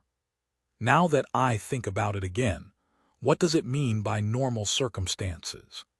Isn't it just something that everyone has already gotten used to and therefore won't have an instinctive sense of resistance towards it? From the tribes to the countries, from feudalism to republicanism, don't they all violate the normal circumstances of the period they were in, with countless people wishing to return to the past? The phrase, old fogies and leftovers from the old dynasties, encompasses this problem. From the looks of it, as long as a deity doesn't intervene, the revolution that the Black Emperor needs will definitely happen. It's just a matter of time. With the tides of the times surging over, it's really hard to stop it. That brother of Ammon is indeed a powerful and terrifying author. In the depths of the Blood Emperor's ruins, there should be a mausoleum similar to a pyramid. And according to the ritual requirements, one has to drive one's citizens to build it. Therefore, there are cases of people going missing in the East Borough and overseas slave trade. When the war develops to a certain stage, using the excuse of praying for victory, or the nation's mourning for soldiers, a huge gathering with a large number of citizens can be convened to participate in the sacrificial ritual in the various cities in the royal capital. Yes. Many years ago, the lone royal family obtained the crown of the Balam Empire, and they connected the king's name to the title of emperor. What a great plan! When he was alerted by the Red Angel evil spirit's questions, Klein's mind tensed up. Many thoughts flashed through his mind, and at the same time he had another question. He looked at the tall, thin, young gatekeeper who didn't look rosy. He said after some deliberation, George Roman III wishes to directly become Black Emperor, but he isn't even at sequence 4. Even if George Roman III could act ahead of time to make himself more talented and reduce the impact caused by the mental imprint in the potion, Klein didn't believe that a sequence 5 beyonder could become a god directly, unless he was lucky enough with that very slim chance of success. And such luck wasn't something that could be described simply as being sufficient. The snake of Mercury, who represents fate, Will Ossipton, didn't even dare to directly devour the die of probability, and he had to seriously find a way to accommodate it. The red angel evil spirit scoffed when he heard that. How do you know that George Roman III is only sequence 5? How are you so sure that the George Roman III under investigation is the real George Roman III? Could it be that he was imagined into existence, or could it be a faceless at the angel level? These are truly very difficult things to accomplish, but to a certain zealot, these are all within the scope of one's ability and the resources in one's grasp. I suspect that George Roman III is an official member of the secret organization that was created to mimic our Rose redemption. His true level might already be at the angel level. Heh heh. I wouldn't be surprised if he is already at sequence 1. This Emperor Roselle once said that the members of that ancient secret organization are all important figures that he couldn't imagine. When they combine forces, other than dealing with the 7 churches, there's nothing that can't be done. This actually includes the king of a country. That's right, later on, the emperor also became the ruler of Intes. Zealot. Is this what the red angel evil spirit thinks of Ammon's brother? Although this is clearly a little extreme, with a strong bias, there's a certain reason for it. A nickname isn't given randomly. Klein made his marionette frown slightly. You seem to be able to see through the truth of this matter easily, but why hasn't the Church of Evernight, Storm, and Steam realized this problem? Their understanding of the Black Emperor is no less than yours. After all, the 2 churches of the Evernight and the Storm had supported the Tudor-Trunsost United Empire. The red angel evil spirit wore an amused expression again, as he sized up Dwayne Dantes and his valet. How old are you? Why are you still so naive and childish? The 6 deities and the 6 churches are not necessarily equivalent at times. The things the 6 deities know might not be told to the angels and saints beneath them. The red angel evil spirit let out a chortle again when he saw that Dwayne Dantes was still frowning in confusion. Trust me, what I said, and what I'll be saying next, is undoubtedly a form of provocation to ruin the image of the 6 deities, but you can consider whether it's the truth. Let's put it this way. In regards to someone wanting to become the Black Emperor, the attitude of the 6 deities, the 7 deities, is rather ambiguous. They often have conflicts of their own. More precisely, they are happy to see a mentally sound Black Emperor be bombed, but they also wish that it's one they support. Therefore, they will not give any detailed revelations to the various churches. They will only follow the normal procedure and deliver punishment if there are results to the investigation. Otherwise, they will tacitly approve of its development. Of course, during this process, we cannot eliminate the possibility that a certain existence might want to do some damage, but it will not be so direct and obvious, because it will definitely be stopped by the other deities. If it wasn't because he knew of them taking such attitudes, how could George Roman III dare take the risk? All right, now that the war has broken out, he has overcome the crisis. He can wait for the next opportunity. At that moment, Klein thought of the news that had been leaked out during the operation launched at the Blood Emperor ruins. He was momentarily unsure if he should suspect that the upper echelons of the 3 churches had a member of the ancient secret organization, or that a certain deity had personally reminded Ammon's brother.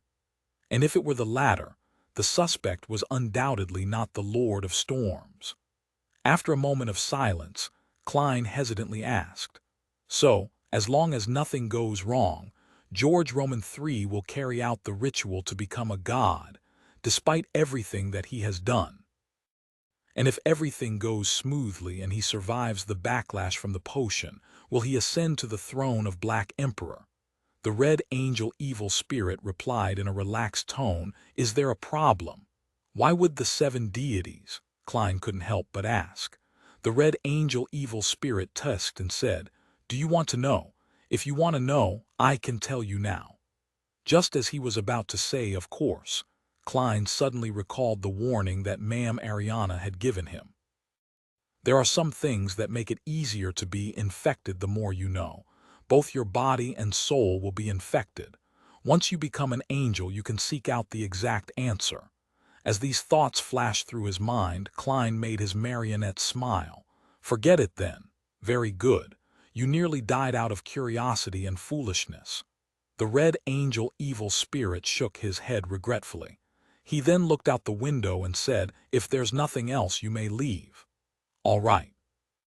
Klein made the marionette stand up and raise his right hand. At this moment, the half-slumped red angel evil spirit suddenly asked, "I have this nagging feeling that if I had attacked you just now, you wouldn't be completely helpless, am I right? Of course. Why do you think I chose flaming jump instead of teleporting? That was to hide the burning of the paper crane in my wallet. This way, Snake of Fate will a UCEPTIN Chinese letter S gaze would silently land on me. If anything, H would use the yesterday once more charm. To deal with an existence at your level, one can't be too careful. How could one not be careful and keep a trump card hidden?" Klein didn't directly answer the red angel evil spirit's question. He smiled and expressed his tacit agreement. "Pa!" He snapped his fingers, causing scarlet flames to surge out of his pocket and envelop him. As the scarlet streams dispersed, Klein's figure disappeared in front of the red angel evil spirit. Backlund at Dr. Aaron Series's home in a black pram. The chubby baby rubbed his eyes and muttered silently, "Backlund really isn't suitable for children to live in." 39 Backlund Street. Having done a divination, Klein saw Member of Parliament Macht, who was about to head to Westboro. "Didn't you go to Mager Manor? I'm planning on letting Rihanna and Hazel hide in Moose Manor." Macht pinched the sockets of his eyes. "I wonder when this side effect will disappear." Klein retracted his gaze from this action and sighed. "I have to prepare some weapons for the manor, so I came to seek your help. Also, if you have the means to get food, you can help me buy some." In his opinion, the low-level citizens weren't able to stock up on food because they didn't have any money at all. At most, they would stock up a few days' worths of food. Therefore, his purchase wouldn't affect them for the time being. Once the food situation worsened, he could donate more of it through Miss Audrey. Before food rationing was implemented, if Klein didn't stockpile, other rich people would do so. Furthermore, they might not donate it. "No problem," Macht agreed without any hesitation. Klein didn't ask about the price, because he had given housekeeper Tanjo a total of £5,000 for such matters. Of course, after confirming that Zaratol was in Backlund, and that Dwayne Dante's being equivalent to Jam and Sparrow was known to the Red Angel evil spirit, he decided not to return to Mager Manor. He planned on changing his identity so as not to affect the innocent. As for the excuse, it had been arranged by the Church of Evernight that he would perform certain tasks, and that he was unable to return for a long period of time. If there was a charity event that required his help, he gave Miss Audrey the authority to stand in his place. 1088 hiding in Sector T on the way to St. Samuel Cathedral from Backlund Street, Klein passed by the Lone Charity Bursary Foundation at 22 Phelps Street. He was surprised to find that the door was still open. As the initiator and current director, he placed quite a bit of concern over this matter. He temporarily slowed down and walked over. Just as he entered the door, he saw Miss Audrey walking down from the second floor with her personal maidservant, a big golden retriever, and a few staff members beside her. "Good afternoon. In this situation, there doesn't seem to be a need to insist on doing anything." Klein went forward and voiced out his doubts. Audrey held the newspaper in her hand as she looked at Dwayne Dante's. "Some of our beneficiaries were injured in the air raid. I just went to visit them and arranged for follow-up treatment." The noble lady's eyes were slightly red, as though she had seen all sorts of heart-wrenching scenes in the hospital. May the goddess bless them. Klein came to a realization and drew a crimson moon on his chest. He took the opportunity to say the idea that he had come up with long ago. I plan to donate some more money to buy food, medicine, and medical equipment for the foundation. In this man-made disaster, we can do more things. A brilliant idea. Those who are suffering will be grateful to you from the bottom of their hearts, Mr. Dantes. Audrey tapped her chest 4 times in a fluid motion. There was obvious joy and pity in her eyes. I will do my best as well. She didn't want to just donate money but to spearhead certain matters. Klein nodded. You don't have to praise me. At times like these, I only did what I should do. Apart from donating funds, I will also donate food. All of you can discuss this directly with my butler, Walter. Yes, Miss Audrey, I can write a letter of authorization to you now so that you can use my name to transfer the resources of Mager Manor. What about you, Mr. Dantes? Audrey asked with a vague guess. This was the most normal response in such a conversation. I received a notice from the church that I need to help them perform certain tasks. As for what they are, I haven't gone to St. Samuel Cathedral yet, so I'm not sure either. The only thing I can confirm is that I have to travel around. I won't be able to return to Mager Manor for a long time. Klein gave the reason he had come up with previously. Miss Audrey, during this period of time at the Foundation, I have come to understand your character and ability. Your background and standing also determine your visions and style. Handing these matters to you is the best solution I can come up with. Klein didn't expect his lies to fool a senior spectator. He only wanted to deceive the people around Justice O. These people didn't include the dog. Does Mr. World want to temporarily give up on his identity as Dwayne Dantes so that he can perform certain matters in secret? Feeling enlightened, Audrey pretended to think. After a few seconds of silence, she said, "With the current situation, I can't refuse such a request." Klein secretly heaved a sigh of relief. He immediately got his personal servant, Inuni, to go upstairs to get a piece of paper and a pen. Then, while being witnessed by the staff, he personally drafted a letter of authorization, signed his name, printed his thumbprint, and stamped the seal. After doing all of this, Klein cast his gaze at the newspaper in Audrey's hand. Is there anything else? I just came back from outside the city. I only heard the paperboy shout that the kingdom has declared war on Fasak. Audrey pursed her lips and said with a slightly gloomy expression, not long after the airship fleet from Fasak attacked Backlund, their Sanya Sea fleet took advantage of the thick fog to attack the Imperial Navy's base at Pritz Harbor's Oak Island and the shipyards in the surrounding area. Fortunately, the Church of the Lord of Storms received a warning beforehand and sent a telegram in advance. Pritz Harbor wasn't lost, but it lost quite a number of ships and factories. It said that many people died and were seriously injured. This is war, Klein sighed. Can I see how the king declared war?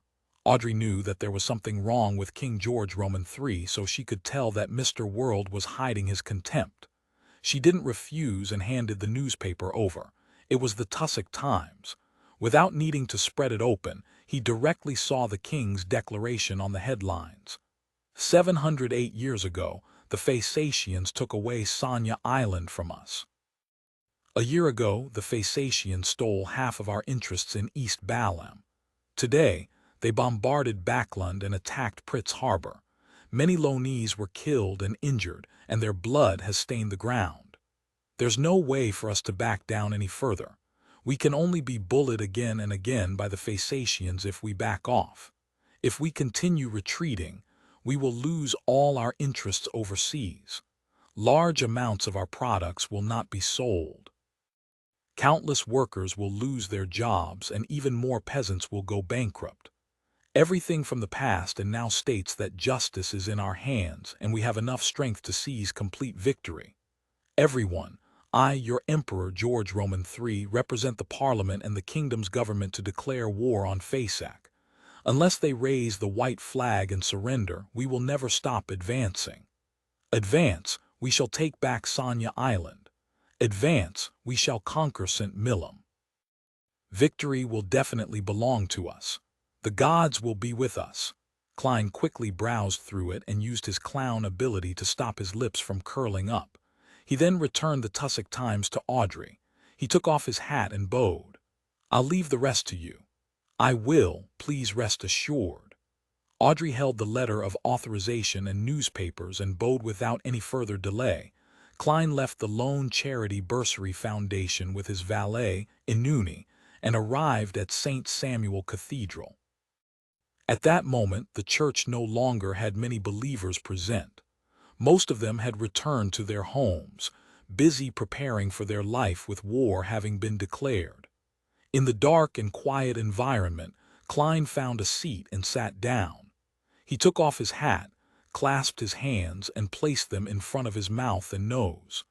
He softly recited the honorific name of the Evernight goddess, then said, "I received news from the Red Angel Evil Spirit that it's very likely that Zaratal has already arrived in Backlund. As for the secret ruins of the Blood Emperor, there's a high chance that it's the mausoleum needed for the Black Emperor ritual." After the prayer, Klein waited patiently for a while. He saw the Archbishop, Anthony Stevenson, enter from the side door and walk towards him. This saint was clean-shaven. He wore a black robe that had the Crimson Moon's emblem on it. He walked without making a sound, as though he was the night that slowly descended. Anthony didn't say a word after he approached Dwayne Dantes. He only signaled with his eyes before turning towards the library. With that, Klein got up, put on his hat, and followed silently behind. As for his personal servant, Inuni, he held his cane and walked to the entrance of the cathedral to wait. Outside the library, Archbishop Anthony turned around and revealed a smile. He said to Dwayne Dantes, "War has erupted. There are too many things that need to be done. As a devout believer of the goddess, are you willing to provide some help?" "Indeed. From the looks of it, Ma'am Ariana has left Backlund." As Klein sighed, he drew the Crimson Moon on his chest. "It's my honor, praise the lady." After responding, he immediately asked, "What do you need me to do?" "I'll inform you when needed. Try not to go home during this period of time," St. Anthony said in an illogical tone. And in an instant he understood what the other party meant. He had to hide for now. They had no time to deal with Zaratal. At most, they could provide him protection within a certain range. "Just as I thought, the goddess is digesting the uniqueness of the death pathway. She will not be able to do a divine descent for a long period of time. The upper echelons of the church have to deal with the war, while the negative effects of Grade 0 sealed artifacts are more terrifying than the last." Klein nodded gently. "Yes, Your Grace. May the goddess bless you." St. Anthony drew the Crimson Moon. "Praise the lady. The only escape is tranquility." Klein responded with a familiar gesture. Then he left St. Samuel Cathedral and headed to another street with his valet. After walking for a while, both of them disappeared at some point in time. East Borough, in a 2-bedroom rental apartment. Wearing an ordinary face, Klein took out the adventurer's harmonica and blew at it. Soon, Rionette Tinker walked out of the void with 4 blonde, red-eyed heads in hand. She wasn't surprised by her contractor's appearance. Without giving a letter, he directly said, "Tell Miss Sharon and Marie that Zaratal has come to Backlund and is very likely to be in contact with the Rose School of Thought. They must be careful. It's best not to go to the Bravehearts bar in the near future. Zaratal." This time, Rionette Tinker's 4 heads spoke at the same time, as though they had spent a great deal of effort to recall who it was. Leader of the Secret Order, a Sequence 1 angel who once lost his mind before becoming normal again. Klein took out a gold coin and handed it to Miss Messenger. He didn't mention that Zaratal was very interested in Jam and Sparrow. He believed that, as a high-level spirit world creature, Miss Messenger would be able to sense his uniqueness to a certain extent. Otherwise, there was no need for this angel to lower her status to be his messenger. If it was for yesterday wants more charms, she could provide him help in a more decent manner. As for why Zaratul didn't discover the gray fog's aura in the foggy town, but now shows interest in Jam and Sparrow, Klein believed that there were three reasons. The first reason was that the gray fog's Beyonder convergence had compelled this powerful seer to come to Backlund, and he predicted something. The second reason was that Jam and Sparrow was able to leave the foggy town despite receiving the wrong symbol and return to the real world. The third reason was that Jam and Sparrow was likely related to the organization that believed in the Fool. By the time Zaratul came into contact with the Rose School of Thought and realized that the Mother Tree of Desire was somewhat interested in Jam and Sparrow, even if he didn't have a guess, the importance he placed on Jam and Sparrow would still rise exponentially. Rionette Tynekir didn't say anything else. One of the heads tilted forward and bit the gold coin. After watching Miss Messenger leave, he pulled a chair and sat down. He sized up the sky outside the window across a wooden desk. The layout of the rental apartment was the same as the one he used to live in Tingen City. There was a bedroom inside, and outside of it was a living room, dining room, and study room. There was also a bunk bed. At that moment in the room, other than him, there were only his marionettes Konas and Inuni. 1089, a difficult decision after sitting for a while, Klein raised his hand to rub his temples. He then stood up, took 4 steps counterclockwise, and went above the gray fog. He then conjured Jam and Sparrow. By praying to Mr. Fool, he sent messages to Danitz and the hermit Catlia. The message for the former was to remind him to be careful of the secret order. Although he didn't believe that Zaratul would directly seek out Danitz, a person who had crossed paths with Jam and Sparrow on the surface, there was nothing wrong with reminding him regardless. As a bizarro sorcerer, Klein had a certain level of understanding of the Beyonders of the seer pathway. He believed that those who could truly advance to such a state were sufficiently cautious and careful. This didn't exclude certain oddities and exceptions, but it definitely didn't exclude Zaratul, who was at sequence 1. And in this situation, in the eyes of an angel who was in control of enough secrets, Danitz was more like bait that was deliberately thrown out to fish for certain targets. Therefore, it was highly likely that Zaratul would very carefully and cautiously avoid him. At most, he would send members of the secret order to do some direct or indirect investigations.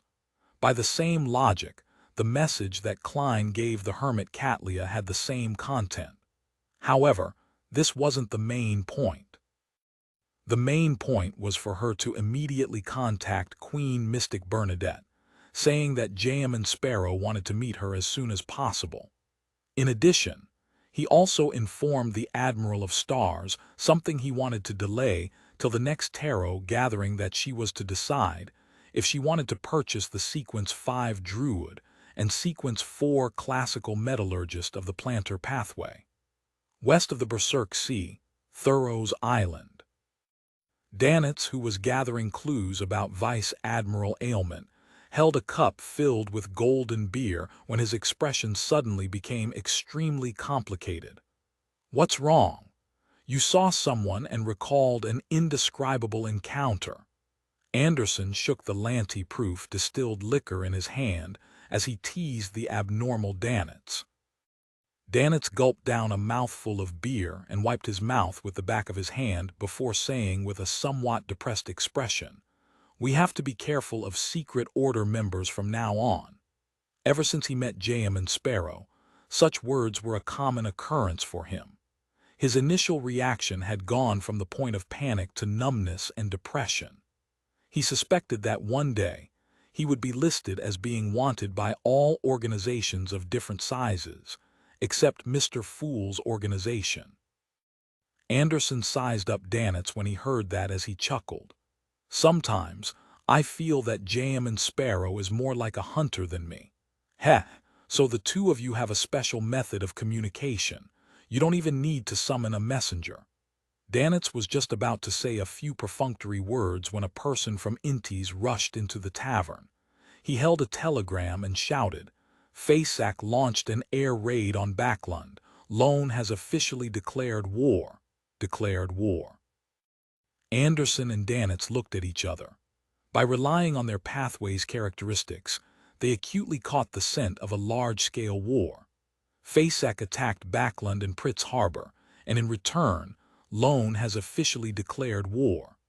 The three ironclad warship fleets weren't at the harbor, so there wasn't many losses.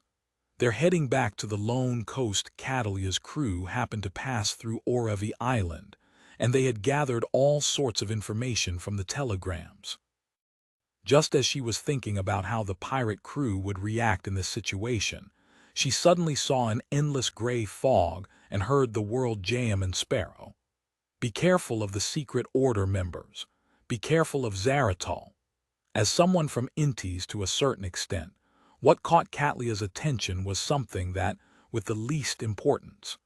And it was precisely because of this that she had no doubts about the world Jam and Sparrow's request to meet the Queen as soon as possible. She believed that this was related to the Secret Order and Zaratal. Finally, she said the two potion names softly: Druid, classical metallurgist.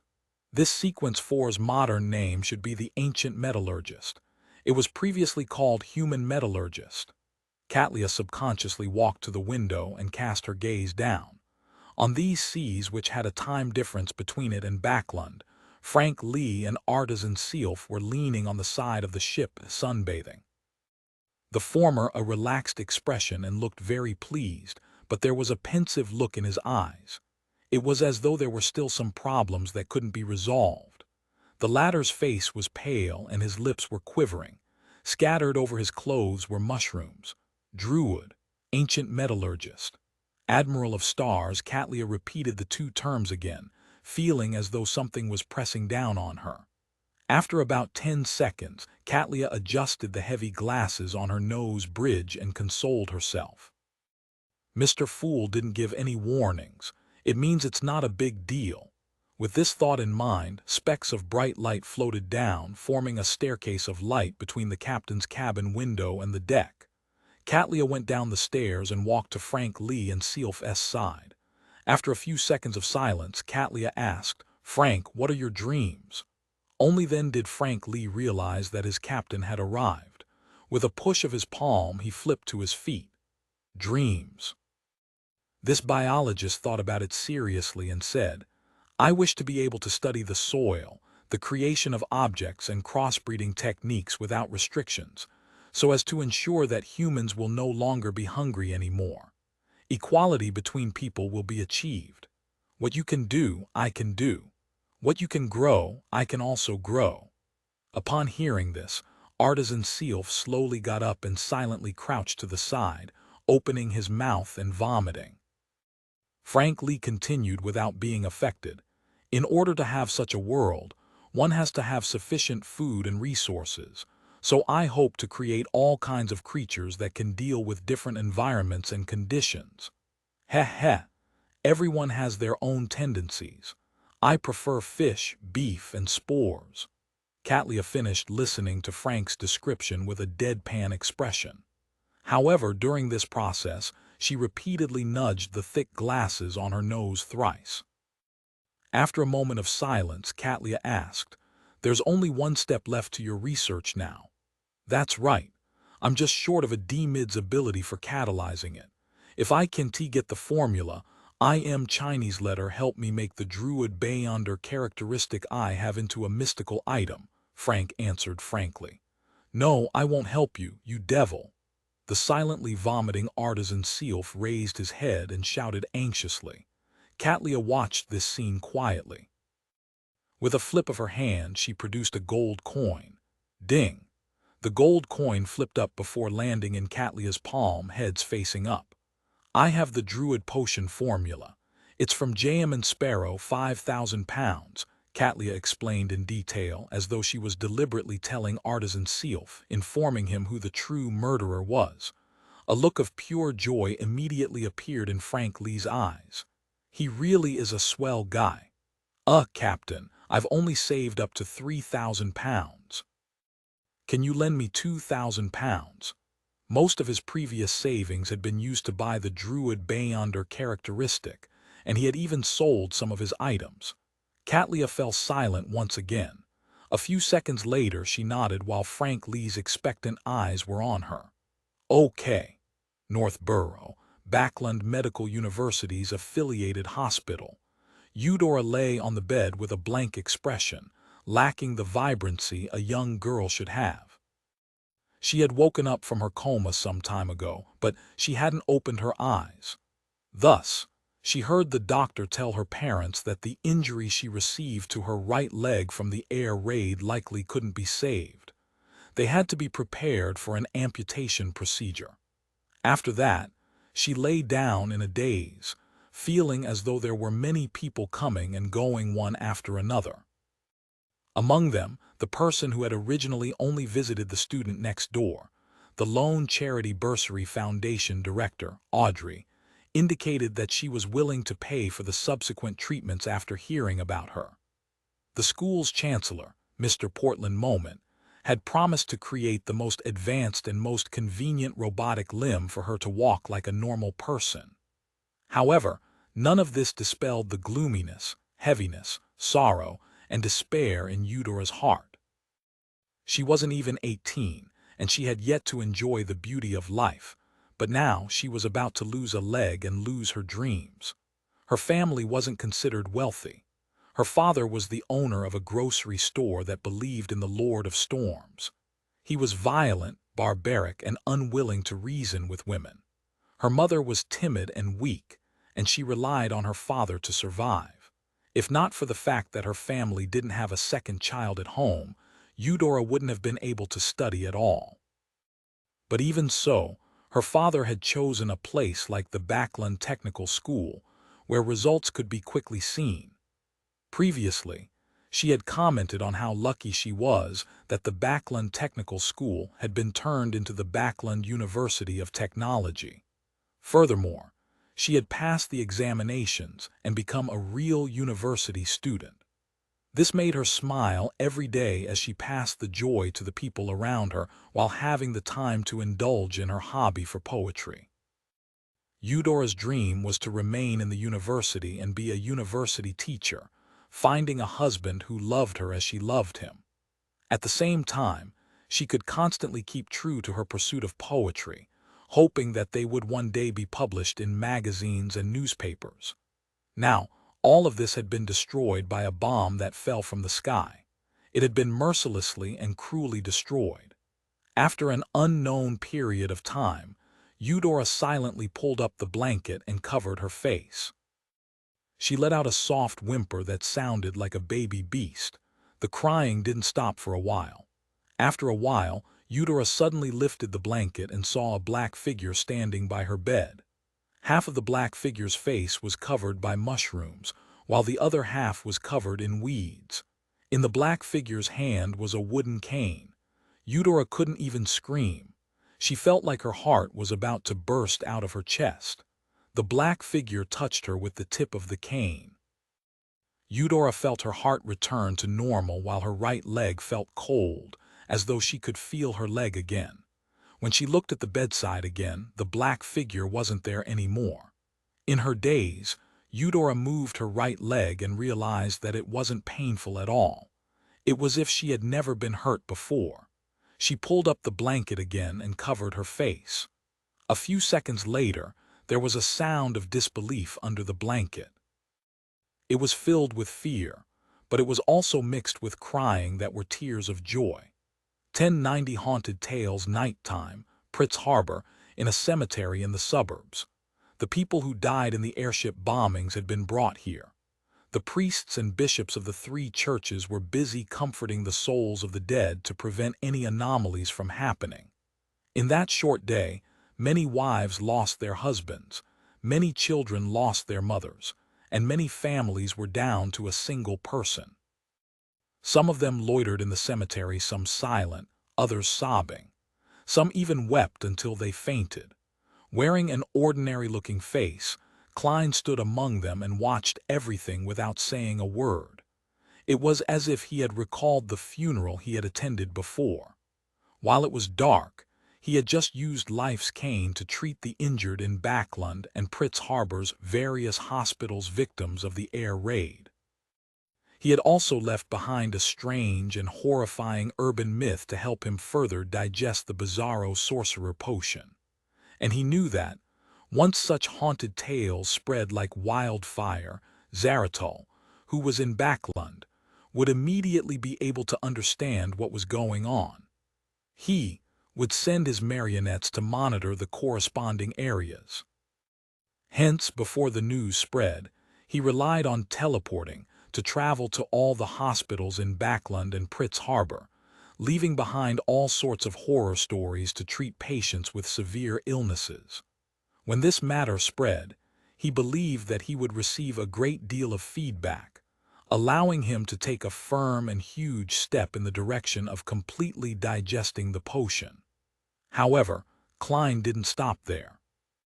The existence of a conspiracy created by the Red Angel evil spirit, and the fact that Zaratal was in Backlund, was like a guillotine hanging above his head, urging him to continue searching for opportunities. Hence, he came here to witness the grief of the ordinary citizens. After a moment of silence, Klein retracted his gaze and turned to leave the cemetery. After arriving at an empty spot, his left glove quickly turned dark blue, and slippery fish scales grew out. With a whoosh, the wind swept over, and Klein flew up into the air towards the harbor. In the sea beyond the land, the Sanya Sea Fleet from the Faceak Empire was quietly waiting. It was as if they were prepared to launch another bombardment after daybreak, destroying the rest of the shipyards. Soon, Klein arrived above the harbor ruins and looked at the faint flames in the dark night. At the same time, his two marionettes had used flaming jump to rush over from the ground, splitting up into different hidden locations. From what he had heard and seen, Klein didn't have any doubts or feelings towards what he was about to do. However, he was still confused. Taking revenge on the invaders was a legitimate matter, but if he were to seriously injure the Faceak fleet, the happiest person would be the lone king, George Roman III, the true mastermind behind all of this, one of the culprits who had pushed for war. There are too many principles in this world, but only those who have truly experienced it will realize that there are times when doing nothing is the correct path. It will fill one's heart with conflict. With a sigh, Klein turned his attention to the information he had received from the hanged man. The commander of the Sanya Sea Fleet from the Faceak Empire was Admiral Igor Einhorn. He was a demigod from the royal family, currently a Sequence 4 iron-blooded knight of the Red Priest pathway. Through this information, together with the contents of the Red Priest card, more key points surfaced in Klein's mind. Iron-blooded knight can make women turn into men and also make them have courage that is comparable to steel. Not only can they control multiple types of flames, but they're also masters in this domain. They can even turn their own flames into steel. On the Nepos, the flagship of the Faceak Empire's Sanya Sea Fleet, a burly man with a thick beard more than 2 meters tall, Igor Einhorn, was sitting behind a desk. As he drank Sanya blood wine, he pondered over what to do next. After daybreak, Lone's airship crew will definitely attack. Their Pritz ironclad warship and the corresponding fleet will return soon. If they continue staying here, I'll be left in a passive situation. Although I'm an iron-blooded knight, allowing the entire fleet's power to gather onto me while distributing the damage, the commanding officer of the ironclad warship is most likely a demigod of the Arbiter pathway, or they have the corresponding grade 1 sealed artifact, so it won't be easy to deal with them. If I'm not careful, they might be able to make use of the advantage of their fleet's speed and armaments. Retreating is the best option. After that, we'll continue attacking the coastal ports while the lone navy is damaged. Heh heh. This war is indeed a good opportunity to digest potions. Unfortunately, I wasn't able to become a war bishop before this. Otherwise, I might have a chance to advance to the level of an angel after the war. Only a war bishop can truly unleash the strength of an army. It's not like how I am right now, only able to focus power on myself. In the midst of Igor Einham's thoughts, he planned on using the hidden connection between an iron-blooded knight and the soldiers that were under his command to inform his adjutant to pay him a visit, so that he could give the orders of performing a retreat overnight. Suddenly, he looked up at the door. Thump! There was a knock on the door, and it instantly reverberated in the quiet room, an advance warning before an attack. This thought flashed across Igor's mind, and he became extremely tense.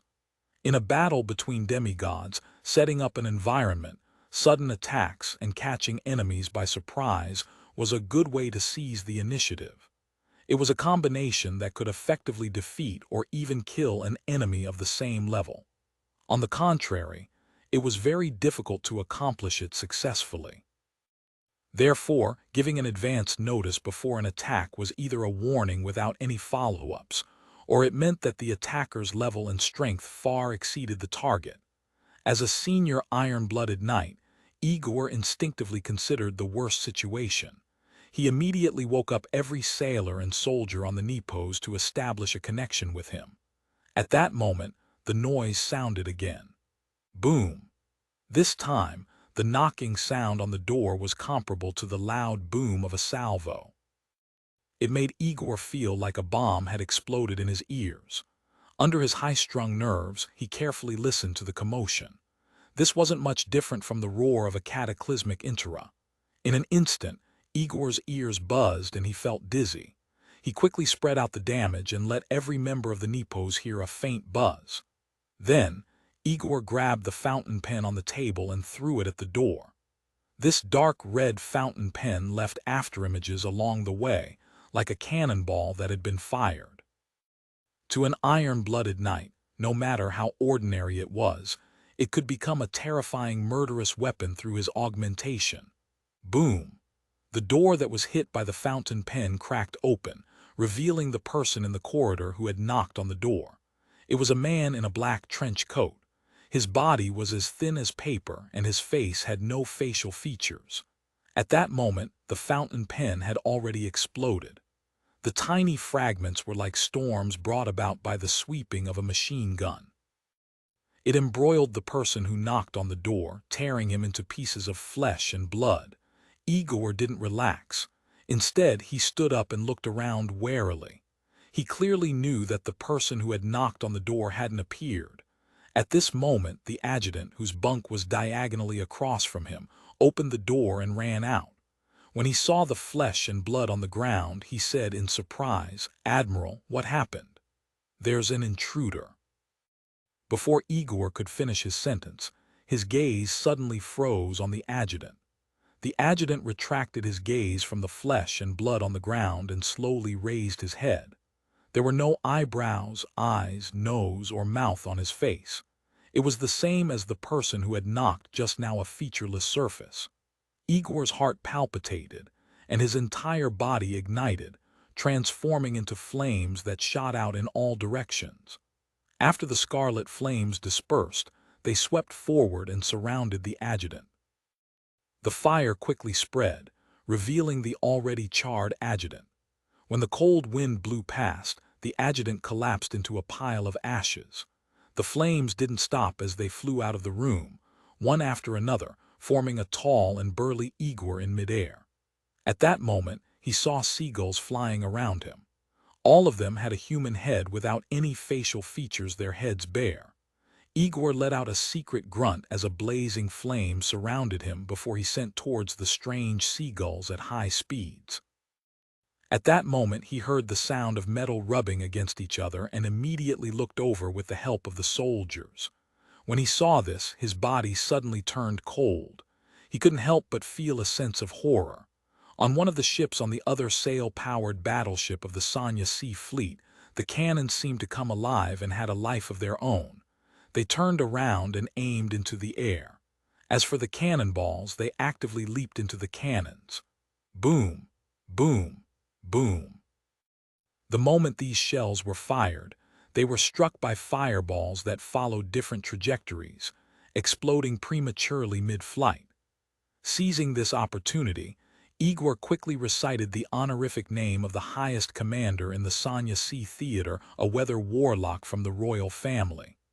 The ruler of the fog of the battlefield, the symbol of weather flux, the totem of the storm and lightning, the great Owatoma Einhorn. This was also the reason why it was difficult to kill a demigod of the same level when an advanced warning was given. They could always find an opportunity to seek help. Of course, the main goal of the attacker, Klein, was to create a bizarre scene to scare a demigod and help him digest his potion.